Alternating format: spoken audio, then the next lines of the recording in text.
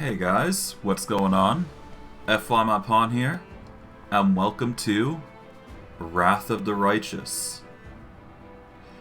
Since we last left off, I gave you guys a quick tutorial on how to import photos for the near future, so if you guys like that, check out Stream 0, because that will give you the information you need to help you make your own characters for this series. But I digress. I think it's high time we get into things and get into the bread and butter of this game. We're going to start ourselves with a new game. As expected, we're going to go core difficulty. We will be turning on active companions receive experience temporarily for now. But we'll be turning this and the skill users receive skill check experience off when we get the chance. We need to keep Crusader Auto Mode off because that will affect the game's difficulty. But otherwise, everything should be on core without too much hassle. Hold on. If you enable this option only to companion, okay. I think we will need to do this at least for the very beginning. But otherwise, we should be good to go. We have a rough idea of what the character is going to be, so I'm just going to speed right through the character creation process. As you can see, we've already got Skeletor already made and ready to go. And as I had said before, we are going to go Sylvan Sorcerer. This is so we get the animal companion, and we're going to go the Simoleon for his animal companion, because that is the closest thing we can get to Panther, which is a very closely related pet to Skeletor. To keep ahead of the curve, we're going to be going half-elf. We're going to go kindred race specifically. We're going to be male, obviously. And let's see. I do believe we specified that I wanted to go leader here. This will help with his persuasion in the immediate future. I'm going to boost up his charisma as high as possible. Now, I have been thinking about using, or abstaining from strength in favor of things like dex and whatnot, because Shadow Defenses isn't that great for casters, as I've come to realize. They're really good for ranged combatants, though, I've come to realize. But that's only because full attacks are in existence, and any attack you make makes them flat-footed to you specifically. So you have to keep that in mind when you're building your characters. So spellcasters are not going to be benefiting from Shadow Defenses as much, but this does give us an excuse to pump our dexterity like crazy. We are also going to boost up our intelligence, so we do have some skill points there. Or at least some variety there. We're going to make Constitution an obvious dump stat. And I do believe we can get away with a 14 Intelligence, a 12 Wisdom, and if I really wanted to, I can dump stat Strength in favor of something else. Which is probably what I'm going to do. Because I don't see myself using any melee weapons, but... Do I dump stat strength? I'll give it some thought as I'm going through the building process of this character.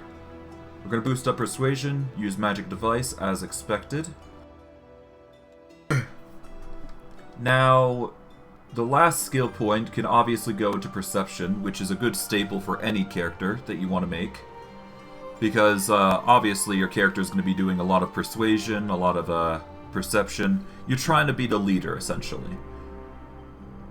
Honestly, I'm very tempted to get mobility, if only for fighting defensively, but then again, Skeletor is not going to be in the front line, so I shouldn't have to worry about that sort of stuff.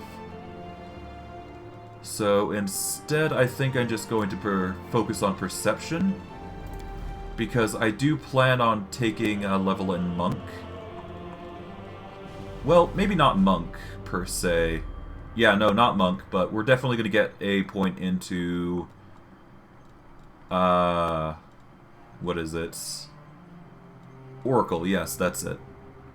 Because oracles are going to be needed in order for me to get the skill points necessary for, well, it'll give me a boost to Dexterity AC, which is the key ingredient here to making Skeletor powerful.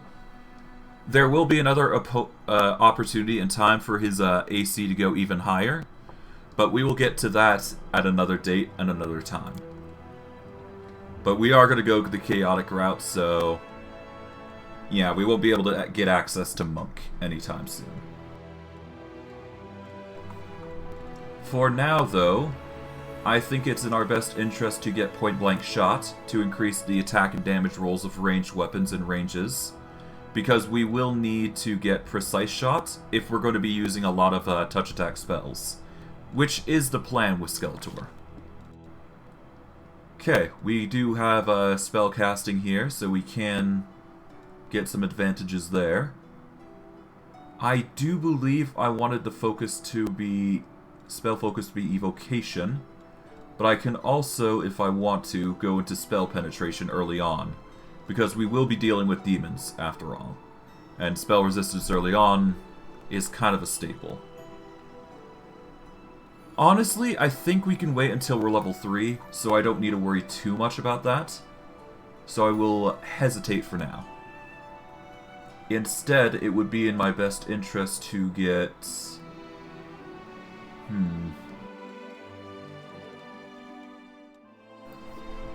let's see. Well, we're going to need to pick up Selective Spell in the near future, but it's not a worry right now. So, I think for the immediate future, we're just going to focus on Evocation, because that is where most of the damaging spells come from. And there might be saves that we need to worry about. Although, now that I think about it, I could focus on cold spells, because that was the gimmick I was planning on, wasn't I?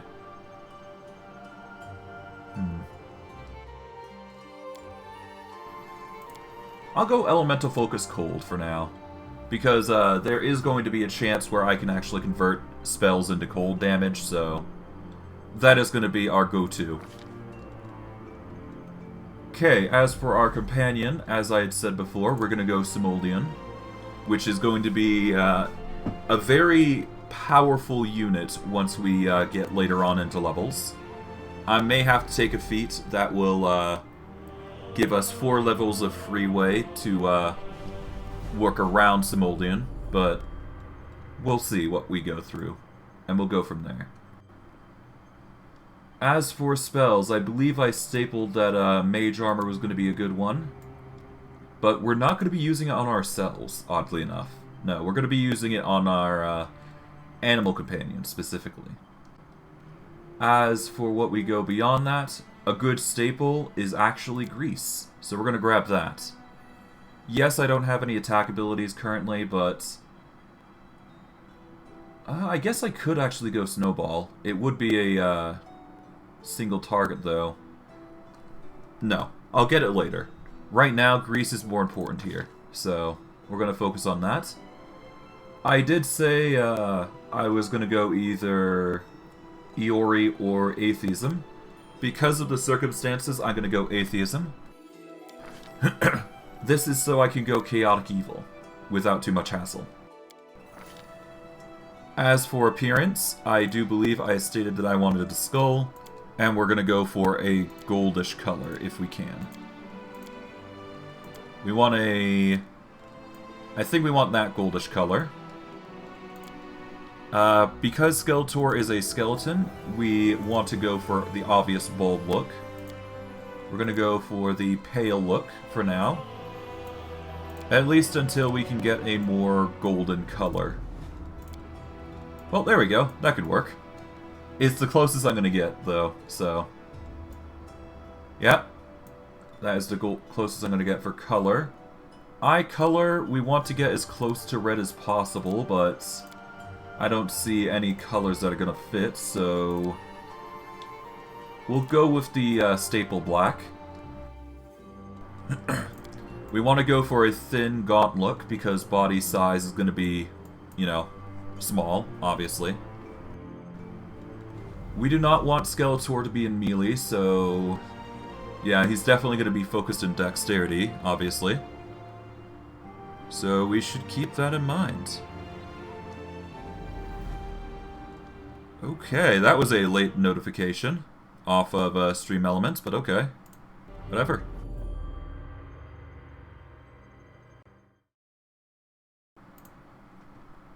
Okay. As for clothing color, we want to keep to a purple and bluish look. The secondary colors are probably going to be blue. Let's see. Yep, secondary colors are going to be blue. Primary colors are going to be purple, so... do we want... I guess we go for the dark purple and we go for a dark blue. There we go. Although, maybe shift to this color, or... yeah, we'll shift to this color instead. That looks a bit better. I'm always ready. All I see is blackness. Now, I could go for the none option, because that would silence everything for now, but we're gonna go for Madman. Slice! Behead! Because I think that fits Skeletor's, you know, chaotic personality. Now, I did some research on Skeletor's name. He does have another alias, and which is his true name, but I don't feel like that's in the spirit of things. So in this specific circumstance, I'm just going to call him by his true maiden name, Skeletor. As for his date of birth, I did not find anything in particular. I'll do another check just to be certain though. So give me a second.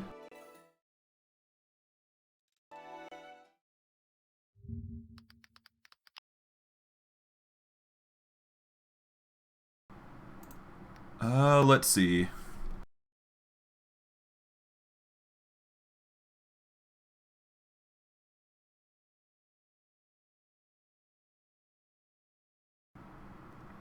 Yeah, there is no specifications on his date of birth. There's only the, first appearance, which he comes into play. So, we're just gonna give him, we'll just go for the 6 and 6 of, Serenith. Why not? Forwards! No, backwards. Backwards! There we go. That is our half-elf, basically. The reason I haven't changed strength from a lower number is strictly because Skeletor doesn't... well, he doesn't have any theoretical... to put it simply, he has superhuman strength, which is odd. But... whatever. That's Skeletor for you, I guess. So we're just gonna keep his strength to 10. We'll just say he's an average-built human with a high intelligence, a very high charisma, which is going to get more benefits. I will have to keep in mind, though, that dexterity is not going to play much of a part in the AC because of charisma. So as long as I keep that in mind, I should be fine. Although, now that I think about it... oh, that's really tempting. I could go a melee sorcerer, wouldn't I?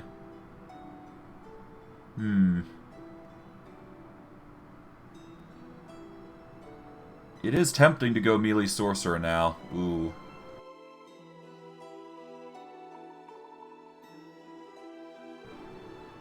I don't know. With a melee sorcerer, it could work because of what we're playing. But I think we stick with the dexterity strictly for the ranged aspects of things. We'll lose out on the AC buffers because of dexterity, but it's fine. I think we're gonna stick with this. So little time. Worst case, I can rebuild at a later date, but I think the dexterity is more important than the physical strength of things. Which is weird to say, but hey. Let's begin, and let's begin the story of Skeletor.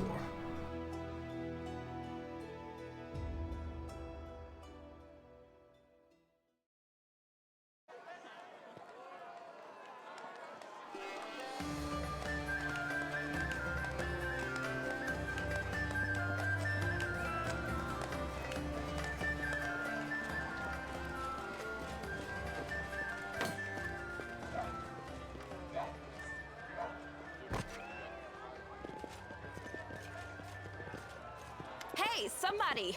We got a wounded fighter. Can we get a healer over here? My, would you look at this? But why would you drag a wounded fighter into the middle of the festival square? Couldn't he be carted off somewhere else, like, oh, I don't know, an infirmary?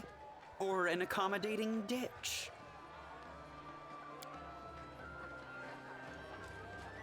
Make room, everyone! Step back! Now, what's the matter? What happened to him? The wound looks nasty. Who did this to him? You hear the stern voice of an elderly man, but you're so weak that you can't even turn your head to look in his direction. Demons, prelate. We found him barely alive outside the walls of Kenabres. The walls, you say? Enemy doesn't usually stray so close to the city. Must fortify the defenses. And you, hold fast. Don't die. We'll see you right. We'll get you patched up now. But first, you there, guard. Take his weapons. Bearing arms is not permitted during the festival. Wounded or not, everyone must abide by the rules. He can get his things back after the festival.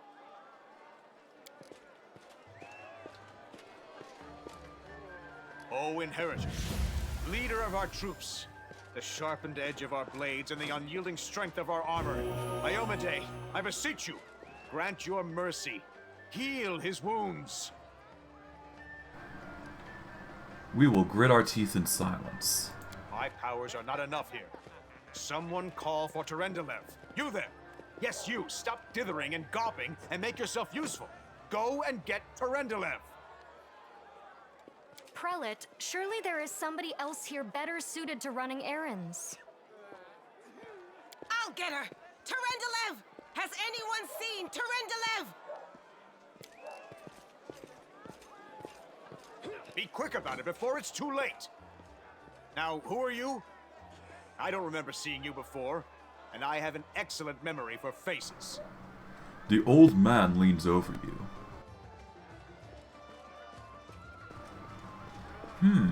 Now we can decide, we can get a rough idea of what Skeletor's life was before things got crazy.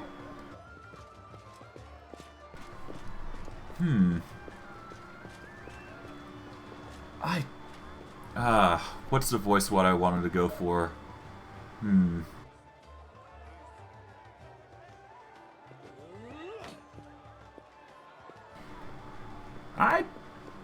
No. You know what? Screw the voice. I don't remember. You don't remember at all? Alright, we'll wait until your memory returns.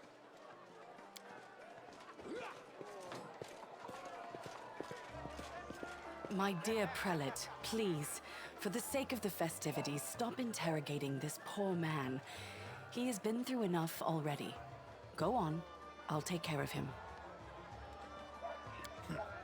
Alright, as you wish. You are our protector, and a dragon at that. So I shall defer to your wisdom. But be on your guard. I've been informed he was wounded near Kenabres. That means the demons are prowling just outside the walls, and the city is crawling with their spies. Others may be able to relax on this holiday, but not you or I.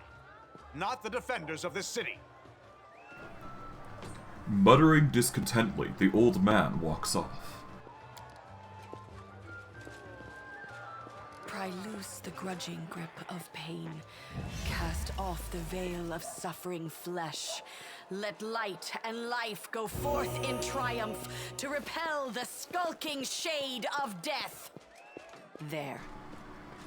A beautiful silver-haired woman leans over you. She seems ageless, her face wholly unlined, but centuries-old sadness gleams in her eyes. The longer she speaks, the stronger her voice becomes. Who are you? My name is Terendelev. I am the protector of the city.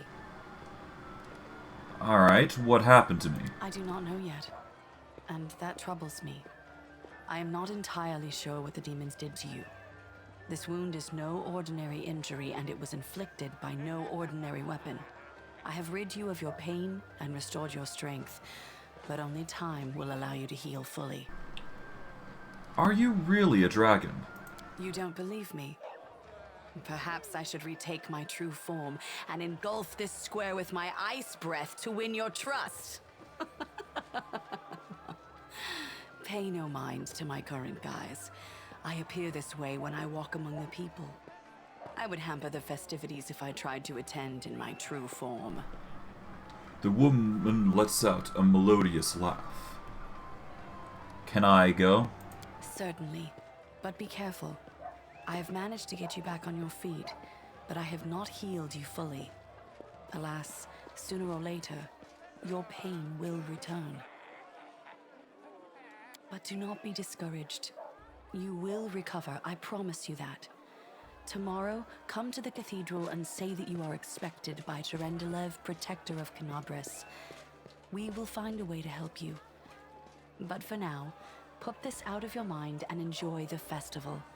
They are all too rare in this time of war, and merriment is one of the best medicines.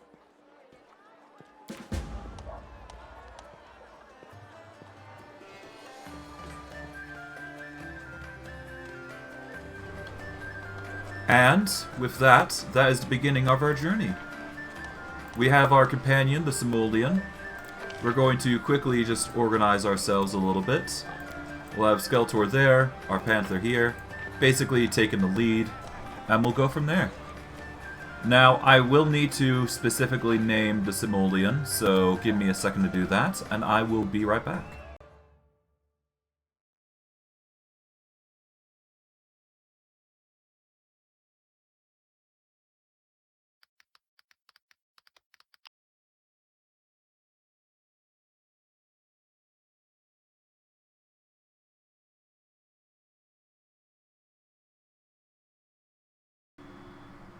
Let's see.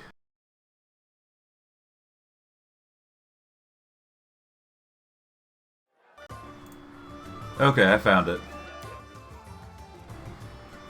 Alright, so going by the Panther, or going by what is named, they are named Panther. As for what we are going to be doing with Panther, we're going to be specializing in aggressor here. I do believe. We want to focus in on persuasion specifically and mobility. It seems like an odd choice to go persuasion, but there is reason for it. Alright. Now, if I'm not mistaken, the Panther currently has a higher dex than it does strength. But that still doesn't matter because the power attack is going to be very vital for advancements. Let's see. For Kurungan Smash...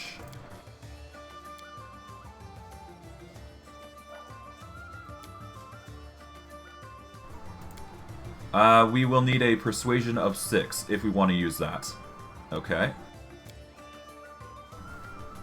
So that is currently off the table for now. But we can eventually get to it, most likely. Let's see.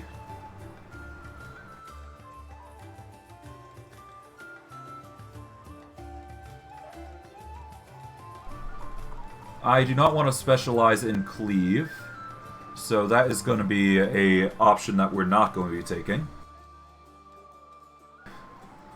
We are also not going to be taking light barding, because there is a reason for that.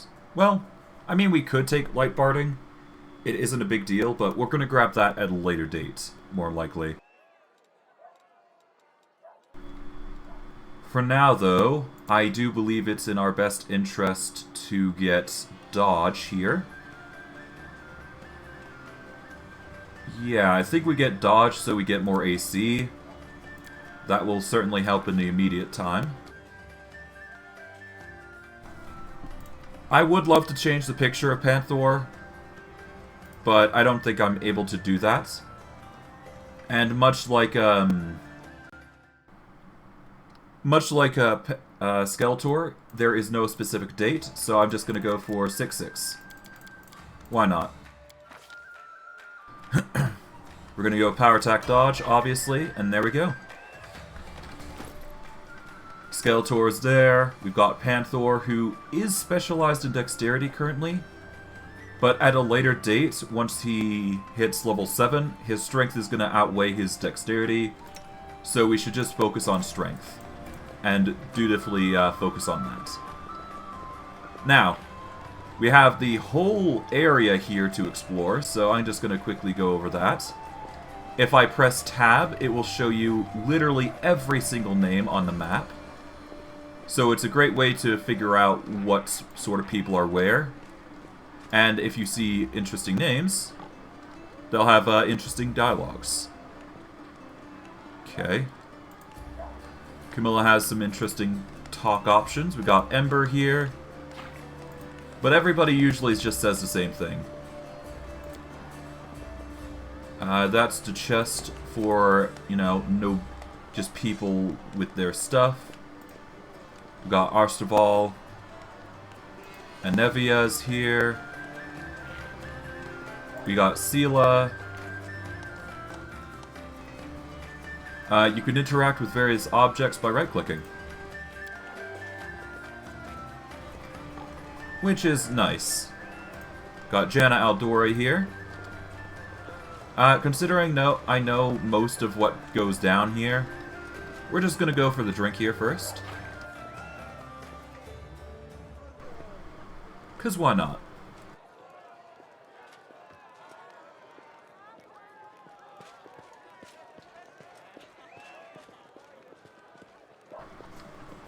And I do believe there is another thing around here that you can do.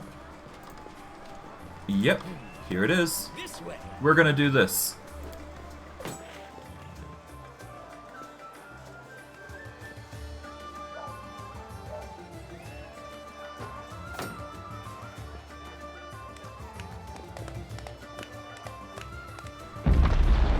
Oh, here it comes.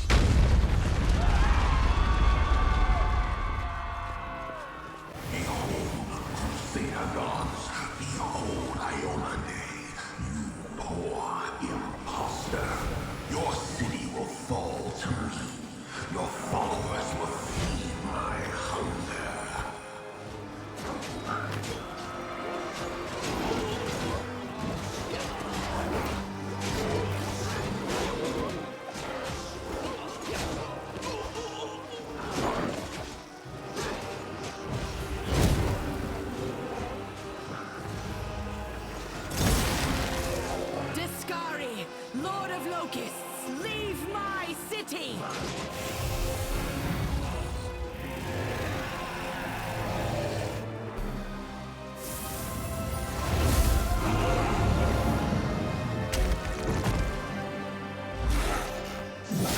Let the feast begin.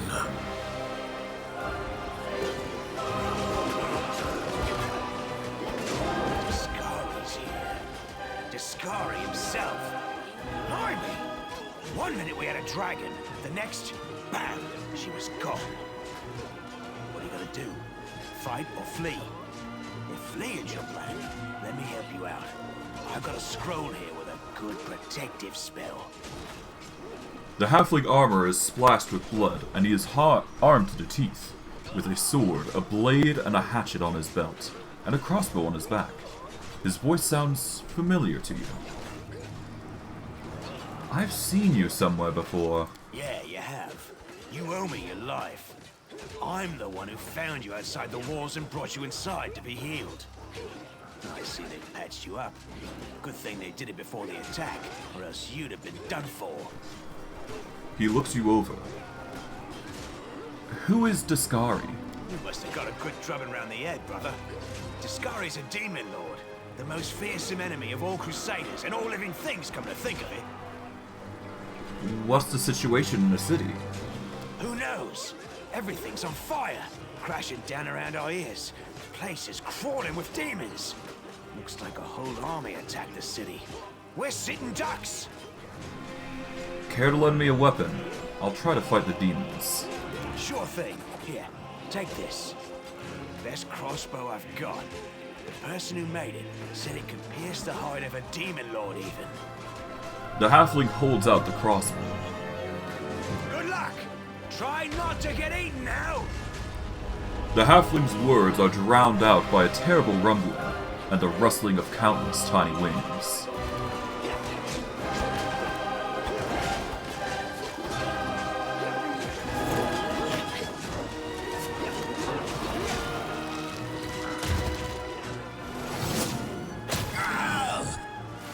A mortal gnat snaps its jaws at the Lord of Locusts.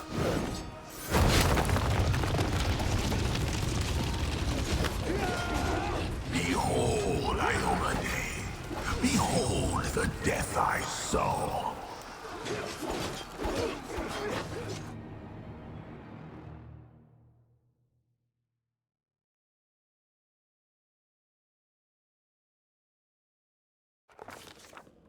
The silver dragon, Terendelev, the defender of Kenabres, fell in battle.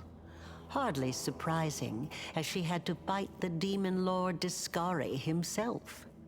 He willed the land to part and swallow all who dared to stand in his way. But the war was still far from over.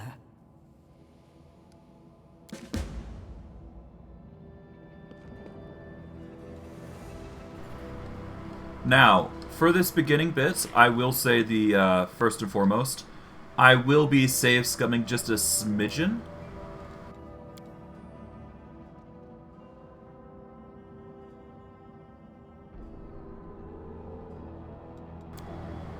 But that is only because I need to get as much experience as possible. So if you see me redoing some checks, there's reason for me doing so.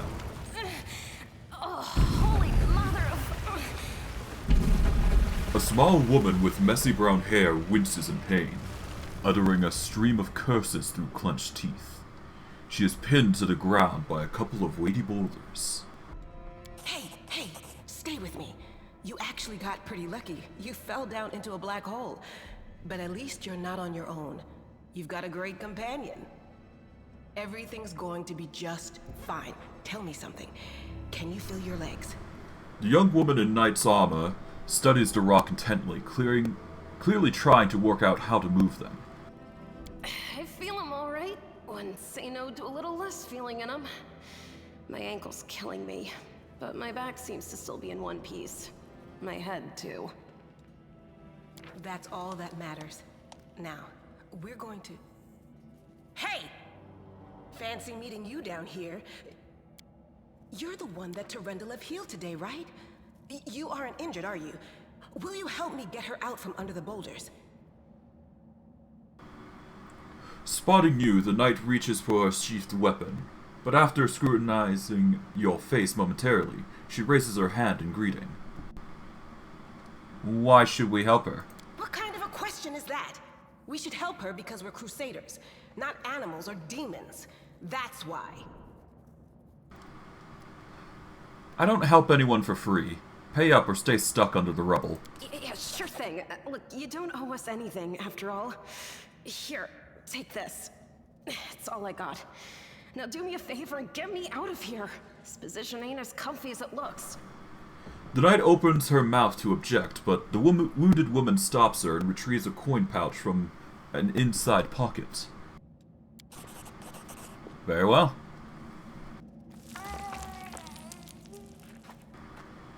Summoning all your strength, you manage to lift the rocks up enough to free the wounded woman from the rubble. Damn it all. I think it's broken. Oh well, I've had worse. I'll just make myself a splint out of something. Thanks for the help. I wouldn't have lasted long on my own stuck under there. I'm Anevia Tirabade, of the Eagle Watch. I was overseeing security at the festival square. I thought maybe spies or demon worshippers might have something nasty planned. What actually happened, though, now that I did not see coming. I don't think anyone could have been prepared for that. The woman feels her leg and fishes for a piece of twine from her pocket as she gets to work mending her leg. Well, I'm Sela, paladin by the grace of Iomedae. I crossed the whole continent to come to Mendev and fight demons. And well, I've been fighting for a while now. I don't even want to think what might be happening up there in the city. Kenabres has lost the protection of Tyrendelev, and of the Wardstone too, looks like. It's a relic without equal. It was placed here personally by Iomedae's herald, with the goddess's blessing. I really wanted to go see it, to pray before it. But there's no point worrying about a stone when there are people dying in the streets. Yeah, things are looking grim enough, but don't lose heart. Wardstone or no, dragon or no, Kenabres will never give in. Simple as. Well, we've introduced ourselves. What about you? Anivia's eyes shift to you, in particular, Skeletor. Well, one person's war is another person's opportunity. I'm in this city to seek my fortune. Yeah, we've seen plenty of your type before. At least it's an honest answer. Now then, I'll hobble my way out of here somehow. The city ain't far, only 30 paces or so. That's if you're going straight up, of course. I'm afraid we're gonna have to go the long way round. To summarize, there are 3 of us, with 5 working legs, 3 pairs of decent hands, 2 clear heads, and 1 made of wood. That's mine. Underground monsters beware! Anevia, you stay behind us. You're in no fit state to fight. If we do come up against anything, the 2 of us will try to manage on our own first. Well, onward! May the good deities lead us back to the open sky soon. And with that, we are now a group of 4, I guess. We're going to have her go over here. Yes, Skeletor. Really.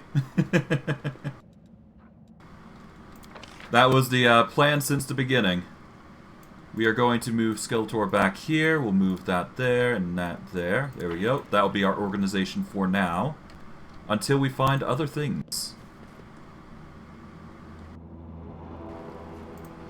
Yes, we are going the evil route. Chaotic evil, specifically. Because we are going to go the necromancer route, if I do believe correctly. Yes, I could go the demon route, because that makes more sense for Skeletor's, backstory, but Lich is a bit better for us. Who's there? The fine apparel of this young half-elf woman is torn and stained with blood, dust and dirt. However, she holds herself with such dignity that you will be forgiven for thinking you were at a high society party, and not in a dank catacombs under the city. Her fingers grip her rapier hilt with confidence, ready to draw it at a moment's notice. At her feet lies a dead body, so mutilated that at first glance it's hard to tell if it's animal or human. Relax, friend. We're not demons or cultists. Don't poke my eye out with that thing, alright? We fell down here during the attack. I'm Sela, that's Anevia, and this is our new friend.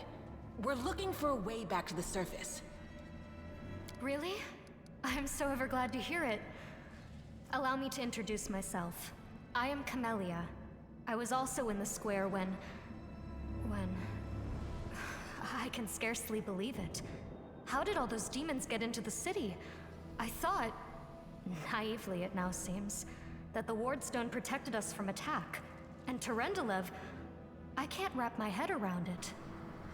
The girl relaxes slightly, but keeps her hand on her sheathed weapon. Her self-control falters for a moment, and you glimpse the fear beneath her mask of a perfect placidity. She licks her lips nervously. Not many could withstand a strike from a demon lord, not even Tyrendelev. I can't argue with that. We're fortunate to be alive, albeit underground.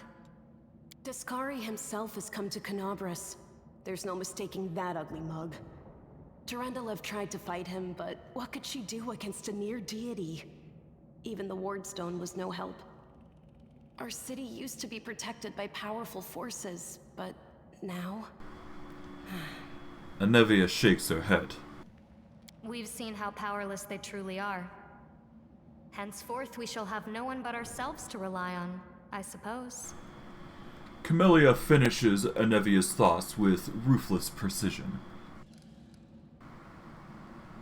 What happened to this man? Who is he? I don't know. He must have been in the square when disaster struck. I tried to revive him, but he was already dead, sadly. He didn't get these wounds from the fall. Be on your guard. Whatever killed him likely hasn't gone far. Zealous eyes warily scan the area. Hang on. I think I know him. His name's Aravashniel, the egghead from the library. He was a good lad, even if he was kind of stuck up. May his soul rest in peace.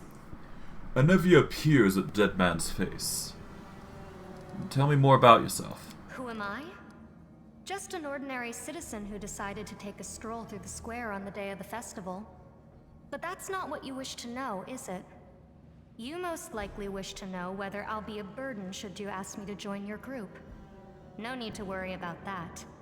I can assure you that I am skilled with a rapier, and I also possess some knowledge of magic.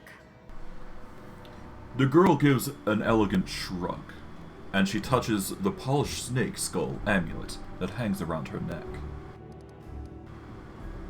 Do you want to join us? Certainly. Survivors should stick together. It's only sensible. Who knows what else could be prowling about in these caves? We need to keep moving. There must be a way back to the surface around here somewhere. That's right. It would be the height of foolishness to survive a demon attack only to perish under a pile of rubble. Let's see if this poor bloke has anything useful on him. Not to sound like a heartless brigand or nothing, but we kinda need all the supplies we can get right now. Alright, and with that, we'll just grab the Masterwork Dagger, which is an interesting item to have, but hey, I'm not complaining. We will need to swap over like so. Let's see, experience-wise, Skeletor is currently the highest. And I don't think we're going to get more than that, so we're just going to have to focus on that and be happy with what we got. I'm going to open this up like I usually do. Going to put Mage Armor here. We'll keep Grease on this part of the page.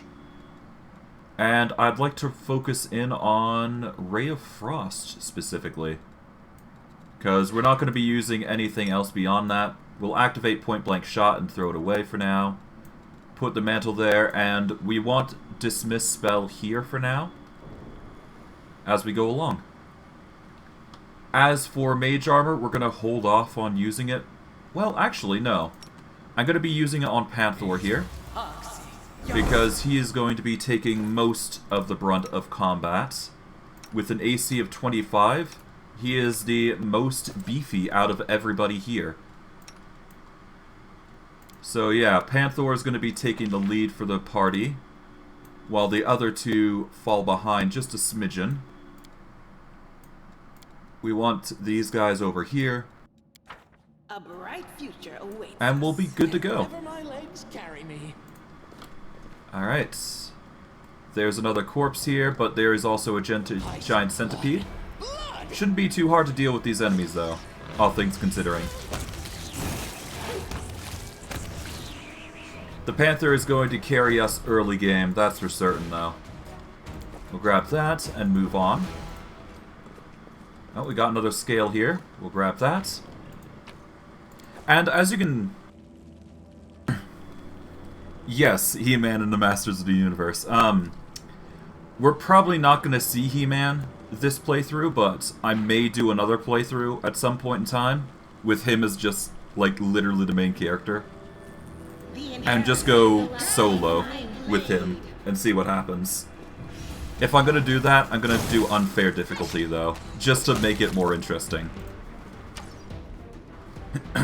It would certainly be very exciting to see one man rule them all in unfair difficulty, being the hardest difficulty with ×2 damage. Be hilarious to see. Of course, I'm going to have to go the legendary route, but that's par for the course. Okay, we're going to grab that. And off we go here. No, backwards. Backwards! Okay, for armor, we're going to give the Bracers of Armor over to Panther. Alright, cool. The Bracers of Armor won't do anything for us right now because we do have Mage Armor, which is considered a armor bonus. And the Bracers of Armor are basically an armor bonus as well. We will hold off for that for now, though. But it's fine. We should be fine considering the circumstances here.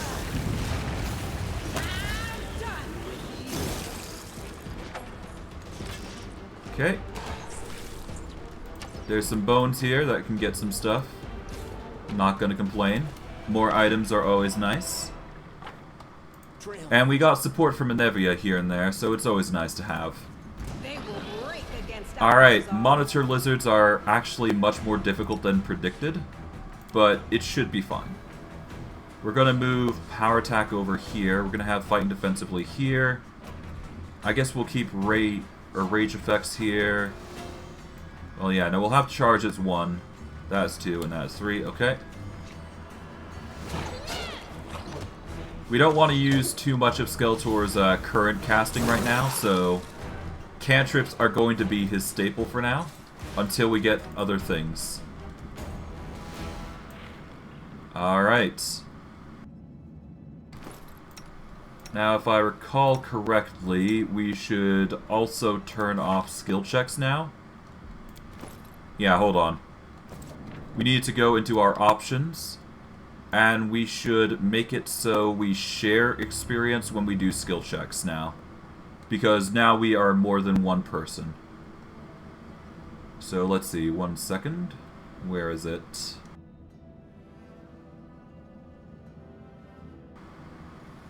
Okay. Difficulty, here we go. Difficulty. Alright, we're going to... Is there any information? No. It's here. Here we go. Alright. We are going to turn only skill users receive skill check experience, and we're going to turn off only active companions receive experience. In fact, we're going to keep active companions receive experience. And I do believe that is fine. Alright, we apply this. And we are good to go. We're still on core difficulty, so that's good. Let's keep going. What's in wait for me there, I wonder? Hello. No, I can't just walk away. It's got to be here somewhere. You struggle to make out the man's features in the gloom. As soon as he steps out into the circle of light, however, you realize that you have never encountered a creature like this before. The stranger looks like the work of a vivisectionist who attempted to stitch together a lizard and a man. Wenduag! The man notices you and freezes. The curling horn protruding from his head casts a malevolent shadow on the cave wall. Lan, did you find it? Who is that? The woman looks just as strange as her companion, like a cross between a cat and a spider. When she catches sight of you, she immediately drops into a fighting stance. Her movements reveal the lethal grace of a wild predator. The do-gooders here to save our mongrel souls, no doubt. Wait, they might know what's going on up there. Lan stops with a gesture. Well, why should I tell you anything? I just thought it might be nice to know why the roof was shaking. Lan tries to appear nonchalant, but he is visibly agitated. What happened on the surface has caused problems for us, and we need to fix them.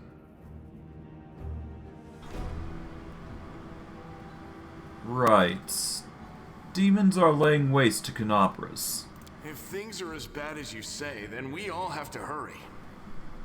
Lan's expression hardens. You didn't come from the direction of the shield maze. Damn it. I couldn't care less about what's happening on the surface, but the maze. Wenduag looks over to you, considering something. I realize that you guys have your own troubles, but we need to be in Kenabres. People are dying up there. Please, show us the way out. Who are you, tieflings?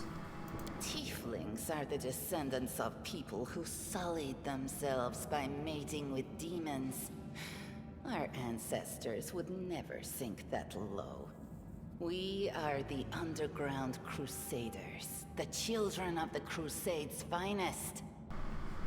Wenduag's face twists scornfully.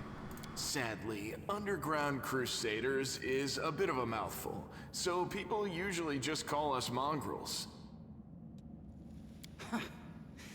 You just love repeating that, don't you, Lan? Mongrels. That's what the Uplanders call us. But we call ourselves Neathers. Wenduag lets out a disdainful huff. No matter what you call us, it's not gonna stop our horns, hooves, or tails from growing.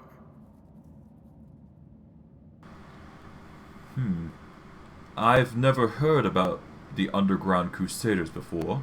In Kenabres, they're called Mongrels. People say that they come up to the surface at night and eat anyone foolish enough to wander alone after midnight. To tell you the truth, I thought you guys were just a tale to tell kids at night. Sela turns to Lon and Wenduag. That's human gratitude for you. Our forefathers suffered the consequences of demonic corruption, all to protect Mendev and Golarion. And for what? So we could become monsters used to frighten children. Every mongrel has their own take on it. Our chief, for example, thinks of us as something like a reserve military force. He thinks we're standing by until the moment we're needed, and when we emerge on the surface and save the day, all the people will see how good we are, and they'll love us for it. Yeah, he leaves that last part out when he talks about it, of course, but it's easy enough to read between the lines. Alright, what is this place? This is the hall where we remember the glory of our forebears. Sorry about the mess. It doesn't usually look like this, trust me. Sometimes we even wipe the dust off the exhibits. This is where the relics of the first Crusaders are displayed. Our lives are short, our glories are quickly forgotten. But this place helps us to remember that we are just as worthy as anyone else, and that our lives are not lived in vain. The first Crusaders? You've been down here that long? That's crazy. Alright, what are you doing here then? That's none of your We're looking for a holy sword. It was here, in the center, sticking out of a rock. The sooner we find it, the better. Some kids from our tribe took off for the shield maze. They figured it had collapsed, and now it's their time to go up to the surface, like all the legends foretold. Except they don't have a clue what's waiting for them up there. They're not fighters. And Saul, the chief of our tribe, is dead set against it. He says that now isn't the time for the underground crusaders to take up arms. If we get the holy sword, we might be able to change the chief's mind. It's a fool's errand. None of us will be able to hold the sword, let alone use it to save anyone. It's not an ordinary weapon. It's made from righteous heavenly flame, and will burn anyone who touches it. Do you think you're special, Lan? I'll pick it up with my teeth and tie it to my hand if I have to. It doesn't matter. An angel's sword and a troop of stalwart mongrels will be able to work a minor miracle. Speaking of which, you're still here, Wendu, which means that deep down, you know it's possible.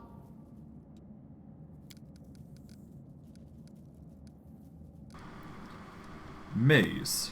Does it really lead to the surface? Yes, there are other ways up, but they are far from here. And after the earthquakes, there's a good chance they've collapsed. But the maze...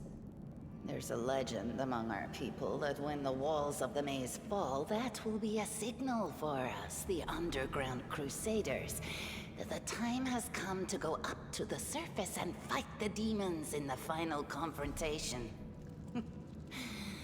Until then, the people say the maze is shielding us from taking rash actions. I'm the only one in our whole tribe to have been in the maze. And even I don't know if it's true. But the further I went in the maze, the fresher the air became. That means that it really must lead to the surface.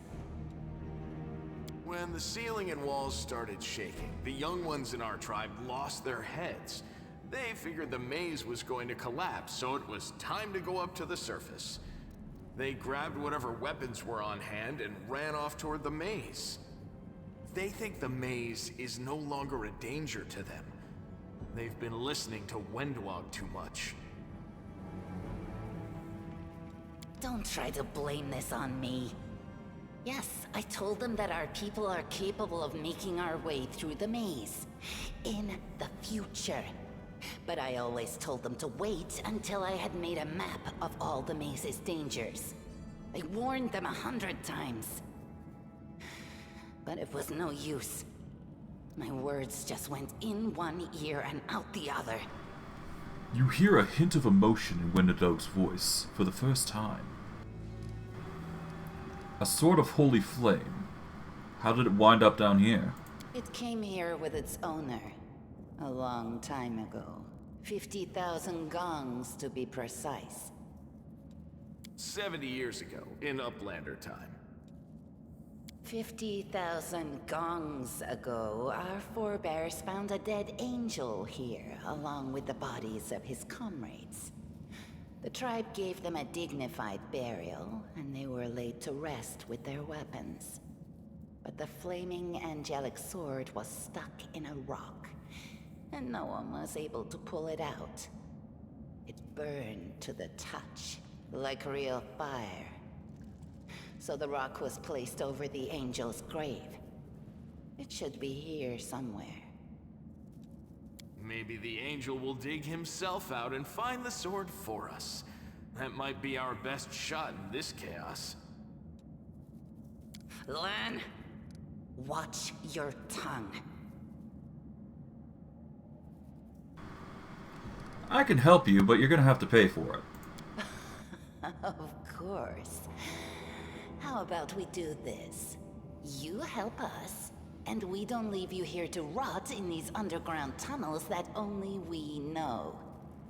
I think that sounds fair. Yeah, and we could throw in a dozen fresh rats to sweeten the deal. That's a tempting offer in these parts. Help us, and we'll help you. This is very important. Wenduag believes the maze leads to the outside. She knows what she's talking about. Alright, underground folks, you got yourselves a deal. But if you find the sword first, don't forget we helped you. Our agreement still stands. Yeah, as it should. This way. Alright, before we move on, we're gonna do a quick save here. That way we can get as much potential skill checks as possible. Get as much experience as we can. And we'll go from there.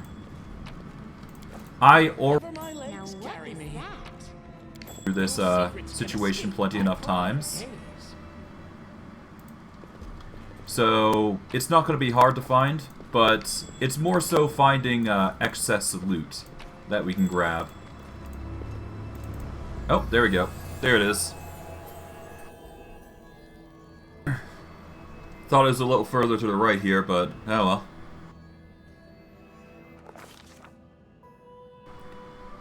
A strange flash pierces the gloom, and Skeletor feels drops of searing blood run down his chest.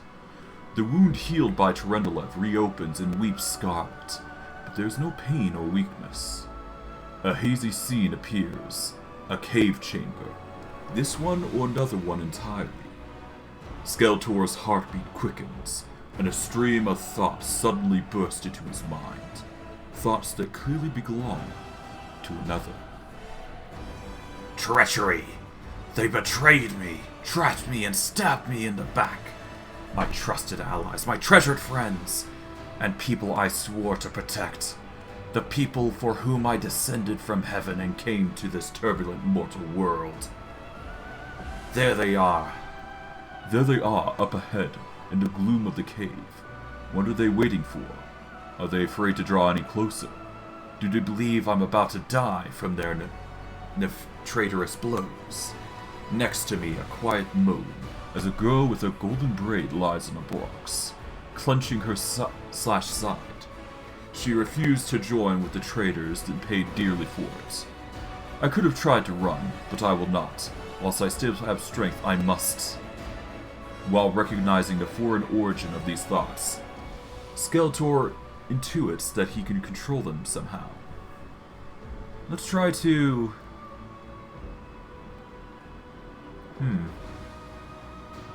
Well, logically it makes sense to heal, wouldn't it?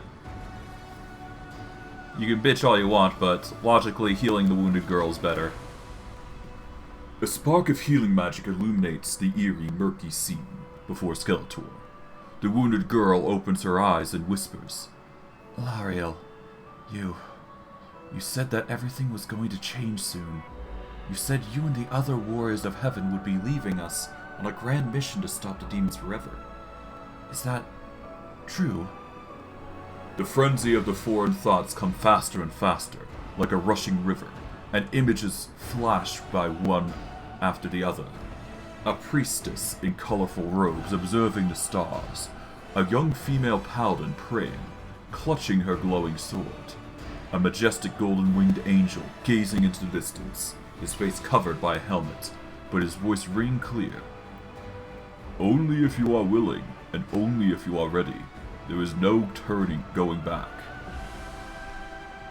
Then don't waste your strength healing me, the girl whispers. Your mission is more important. You take care. It is near. There, in the vision, the darkness in the cave stirs into motion.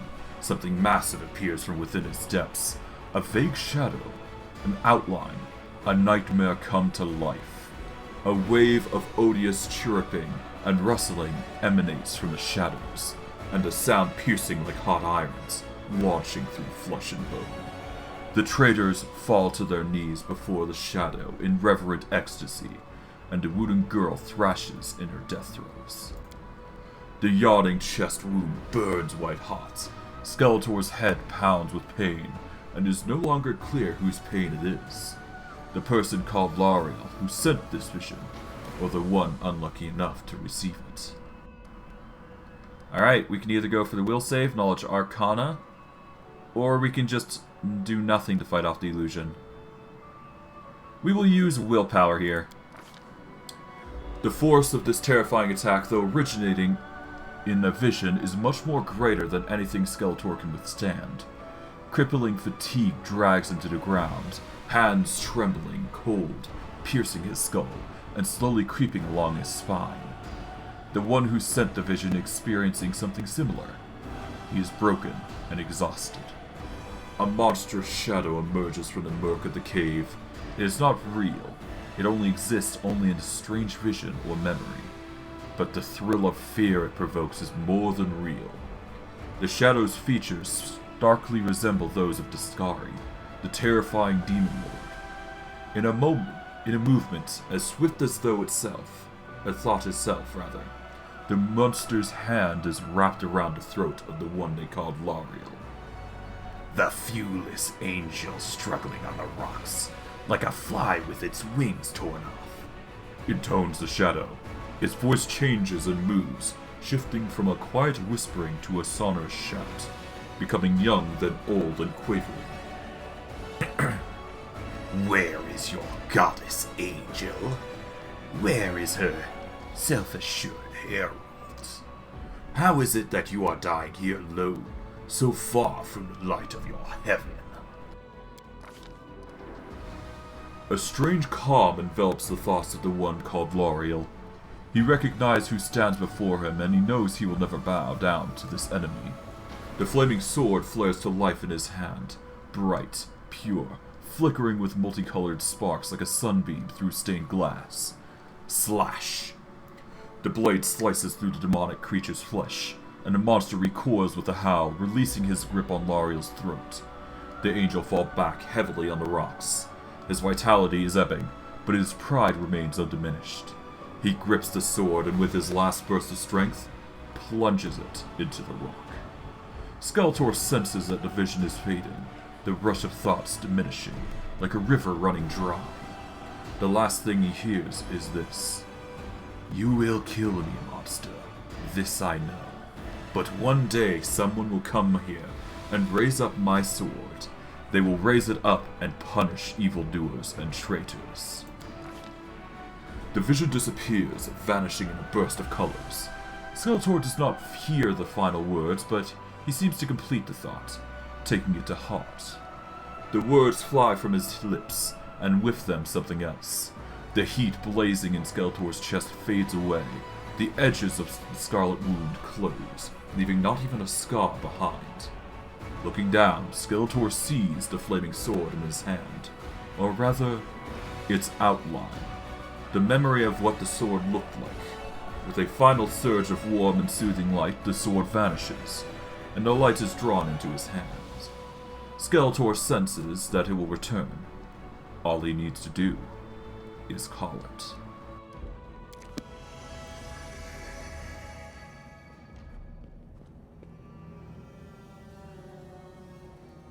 Hey! Are you alright? You were kinda glowing just now. Sela kneels before the light, offering up a prayer to Iomedae. That was it. The light of heaven. But how? Lan looks at you, dumbfounded. What did you do with it? Where did it go? I think I saw the memories of L'Oreal, the angel who died here. L'Oreal? That really was L'Oreal? The angel from the legends. The ancestors even got his name right on the gravestone. The chief will be thrilled. You. Thousands of gongs and no one's been able to touch it, and now you, an ordinary creature of flesh and blood no different to us, get the sword and start talking about visions. Wenduag watches you with suspicion. Now, Wenduag, don't be a sore loser. He is clearly different from us. The sword appeared before him, along with the angel's name and all that other stuff. Because he doesn't carry our mongrel taint.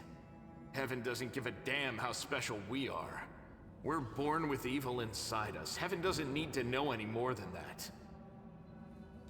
I know you're willing to tear anyone apart to uphold our people's honor, but you and Sol, you just refuse to face the truth.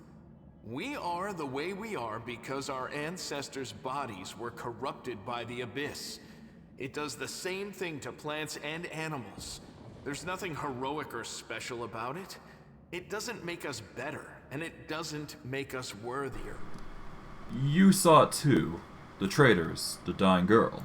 It's only us here. Your group, you, me, Wendu, and the light of heaven that sort of got, sucked into you.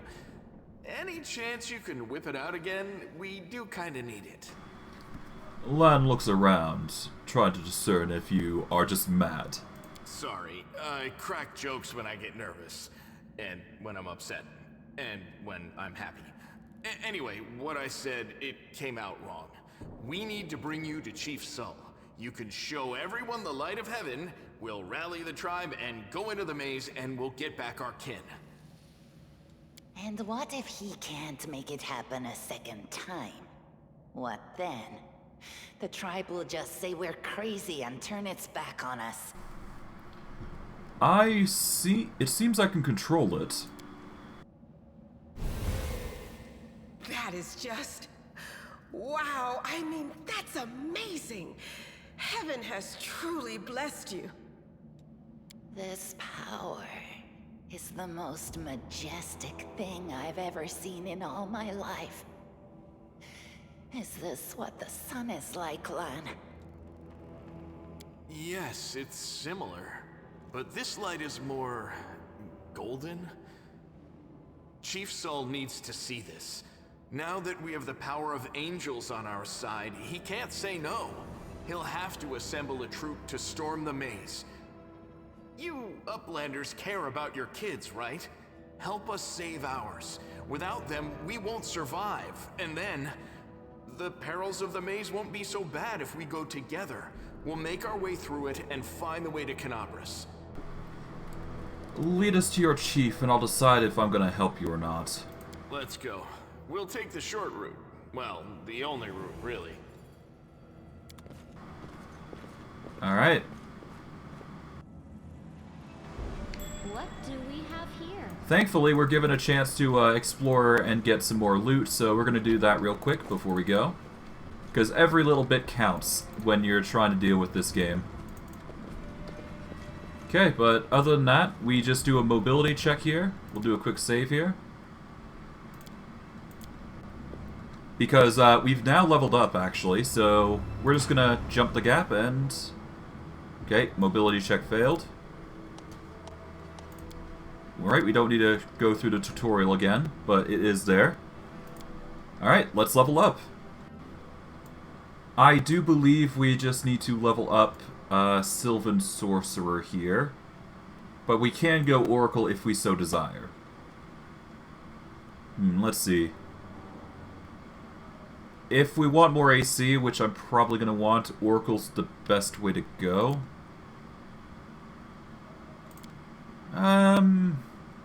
We could get better casting though, couldn't we? Well, it's going to take us 3 levels anyway, so I think it's in our best interest to get... Yeah, we can invest 1 level into it, whatever. Alright, 1 level into Oracle specifically. Okay, we're going to go for normal Oracle, I think. No need to go anything in particular, unless I want to focus into Enlightened Philosopher. Let's see. Enlightened Philosopher... Does it go by intelligence? I would assume it does. Let's see.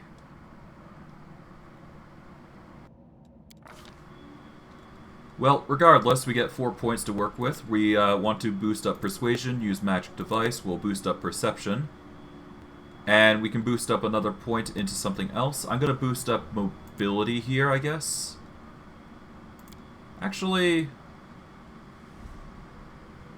Yeah, let's just get a point in Religion, why not? Let's see.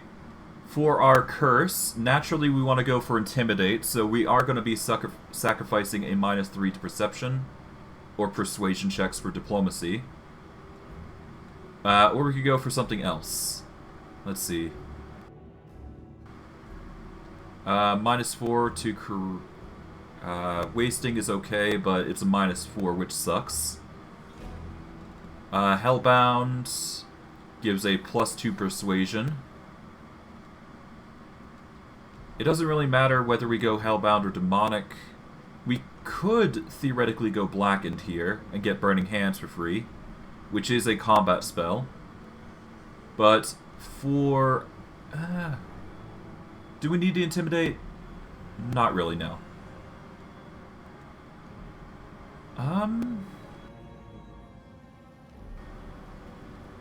You're staggered the entire first round of combat.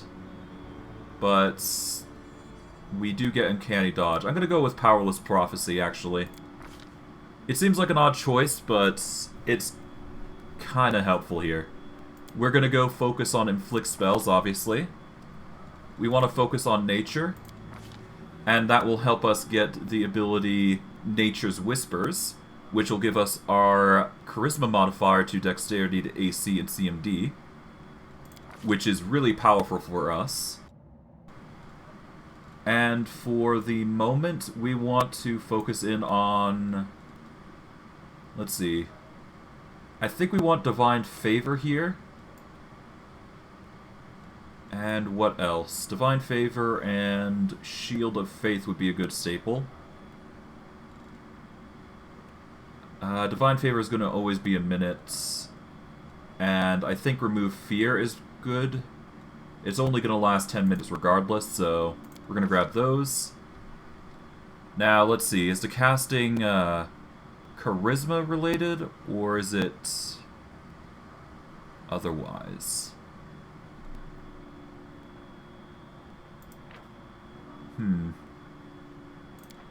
Give me a second. I'm not sure if casting from Oracle is Charisma related with Enlightened Philosopher or not.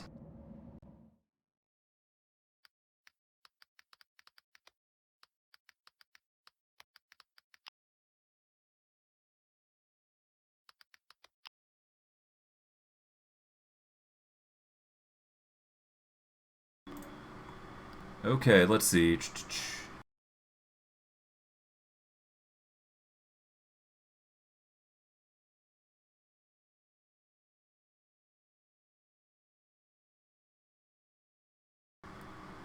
Well, I guess it doesn't matter. All it does is it gives me skill, focus, knowledge, world, which is always nice. It's always nice to have a free feat like that. And if we can have nature and nature's whisper, it's a good benefit. Basically for free. But yeah, no, this is going to increase our AC significantly. So that's going to help us quite a lot. And we can also level up her. Which I guess we're just going to level up Spear Hunter, because I have no particular need for anything specific. As for hexes, the staple is healing, so we're just going to grab that for now, because we don't have any undead in our party just yet. So she's going to be helping with recovery for now. Alright. Panther is currently 56 minutes in. We can level him up though. So now he's level 2 aggressor. I think it's in our best interest to just increase persuasion and mobility. We don't get anything beyond that, but that's fine. Okay. We want our Panther to go there. We'll have everybody else like this. And we'll be good to go. I think. Alright, let's save. And let's keep going.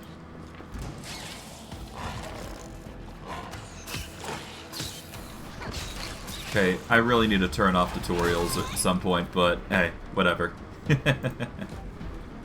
Alright, no enemies to worry about, which is good. We'll grab this. We'll grab the skeleton here. Oh, we got some inflict spells, that's good. The road calls me.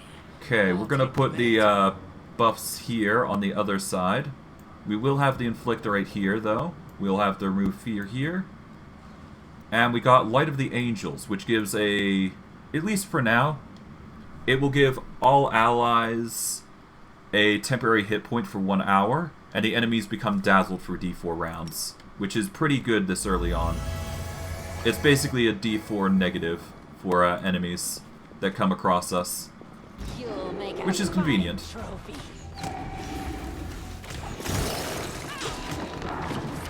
Oh. Camilla's gonna get really bad. Okay, so we are going to organize her spells real quick.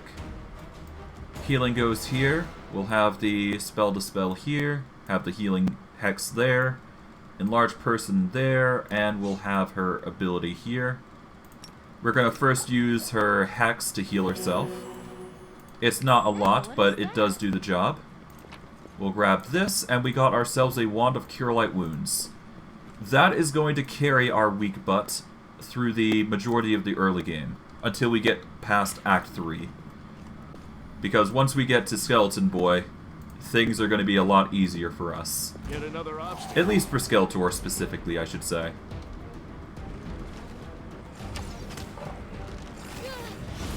Okay.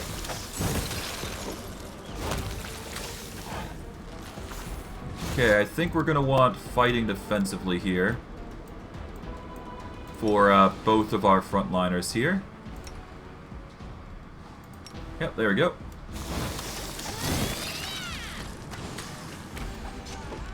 Alright, cool. That should do it for us. Damage is going to be annoying, but we'll be fine. We've got Panther. He's carrying the pack currently. We'll grab that and move on. Okay, don't show these tutorials. Hold on. I kind of wish there was a way to turn off the tutorials, but the game is built in such a way that tutorials are always going to be on, which sucks. Okay. Hello, hello. Okay. Camilla's taking a beating, but it's fine. Okay, let's gather everything here and move on. Okay, what's here?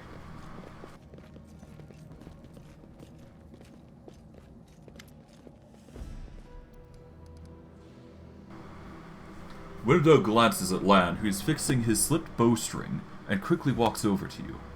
Her cat-like eyes glow from beneath her hood. Listen here, you. I don't know who you are or where you come from, but you and I are the only two people here who see things clearly. That's why I'm asking you. Don't show the light of heaven to Saul. Lan is sure that the light of heaven should be shown to the Mongrels. Lan. Wenduag grimaces, and a guttural husky snarl unfurls in her throat. He wants to play the hero. His first idea, if you remember, was to grab the sword and run headlong into the maze. Does that sound like a plan to you? To me, it sounds like suicide. The worst part is that the tribe might actually take his words to heart and follow where he leads. I thought you considered the Mongrels to be great warriors. The descendants of great warriors. I believe that my people are worthy of greatness, that we are strong and can do many things. That's why we were chased down here. We scared people. But it's one thing to go hunting in the caves and another to fight in the shield maze. Wenduag leans closer, her pupils dilating. I've been there. I spent my whole life training so I could make it through all the way to the end. There were more of us trackers at the start. We were young and stupid. What's a couple of monsters when there's a whole world out there waiting for us? That's what we thought, but we weren't prepared. The maze isn't just a physical challenge. It's cunning and full of traps. It's dark as the primordial night, and if you close your eyes and listen, you hear the whispers right behind you, and soft singing in a distance that seems to rise and fall with the beating of your heart. Wenduag looks away. I had to learn from my friends' mistakes. I had to step over their bodies and go further. I don't want to have to do that again. And it will happen again if a crowd of ill-prepared fighters burst into the maze with no idea where they're going. All because Lan believes that the glowing sword will solve all of our problems. Don't you want to save the kids lost in the maze? I do want to, but I'm not going to risk the future of the tribe for the sake of a few stupid kids. Chief Soul is hesitant, and for good reason. He also understands how dangerous this is for the tribe. Lan is the only one who benefits from these childish games of heroism.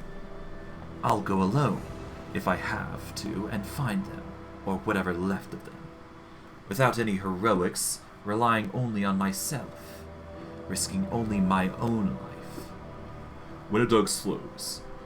You and your friends. You can come with me. Perhaps we can make it to the end of the maze together and find a way out to the surface. I'll think about it. Let's go. Wenduag nods. Don't show the chief the light, and I'll lead you through the maze to the surface.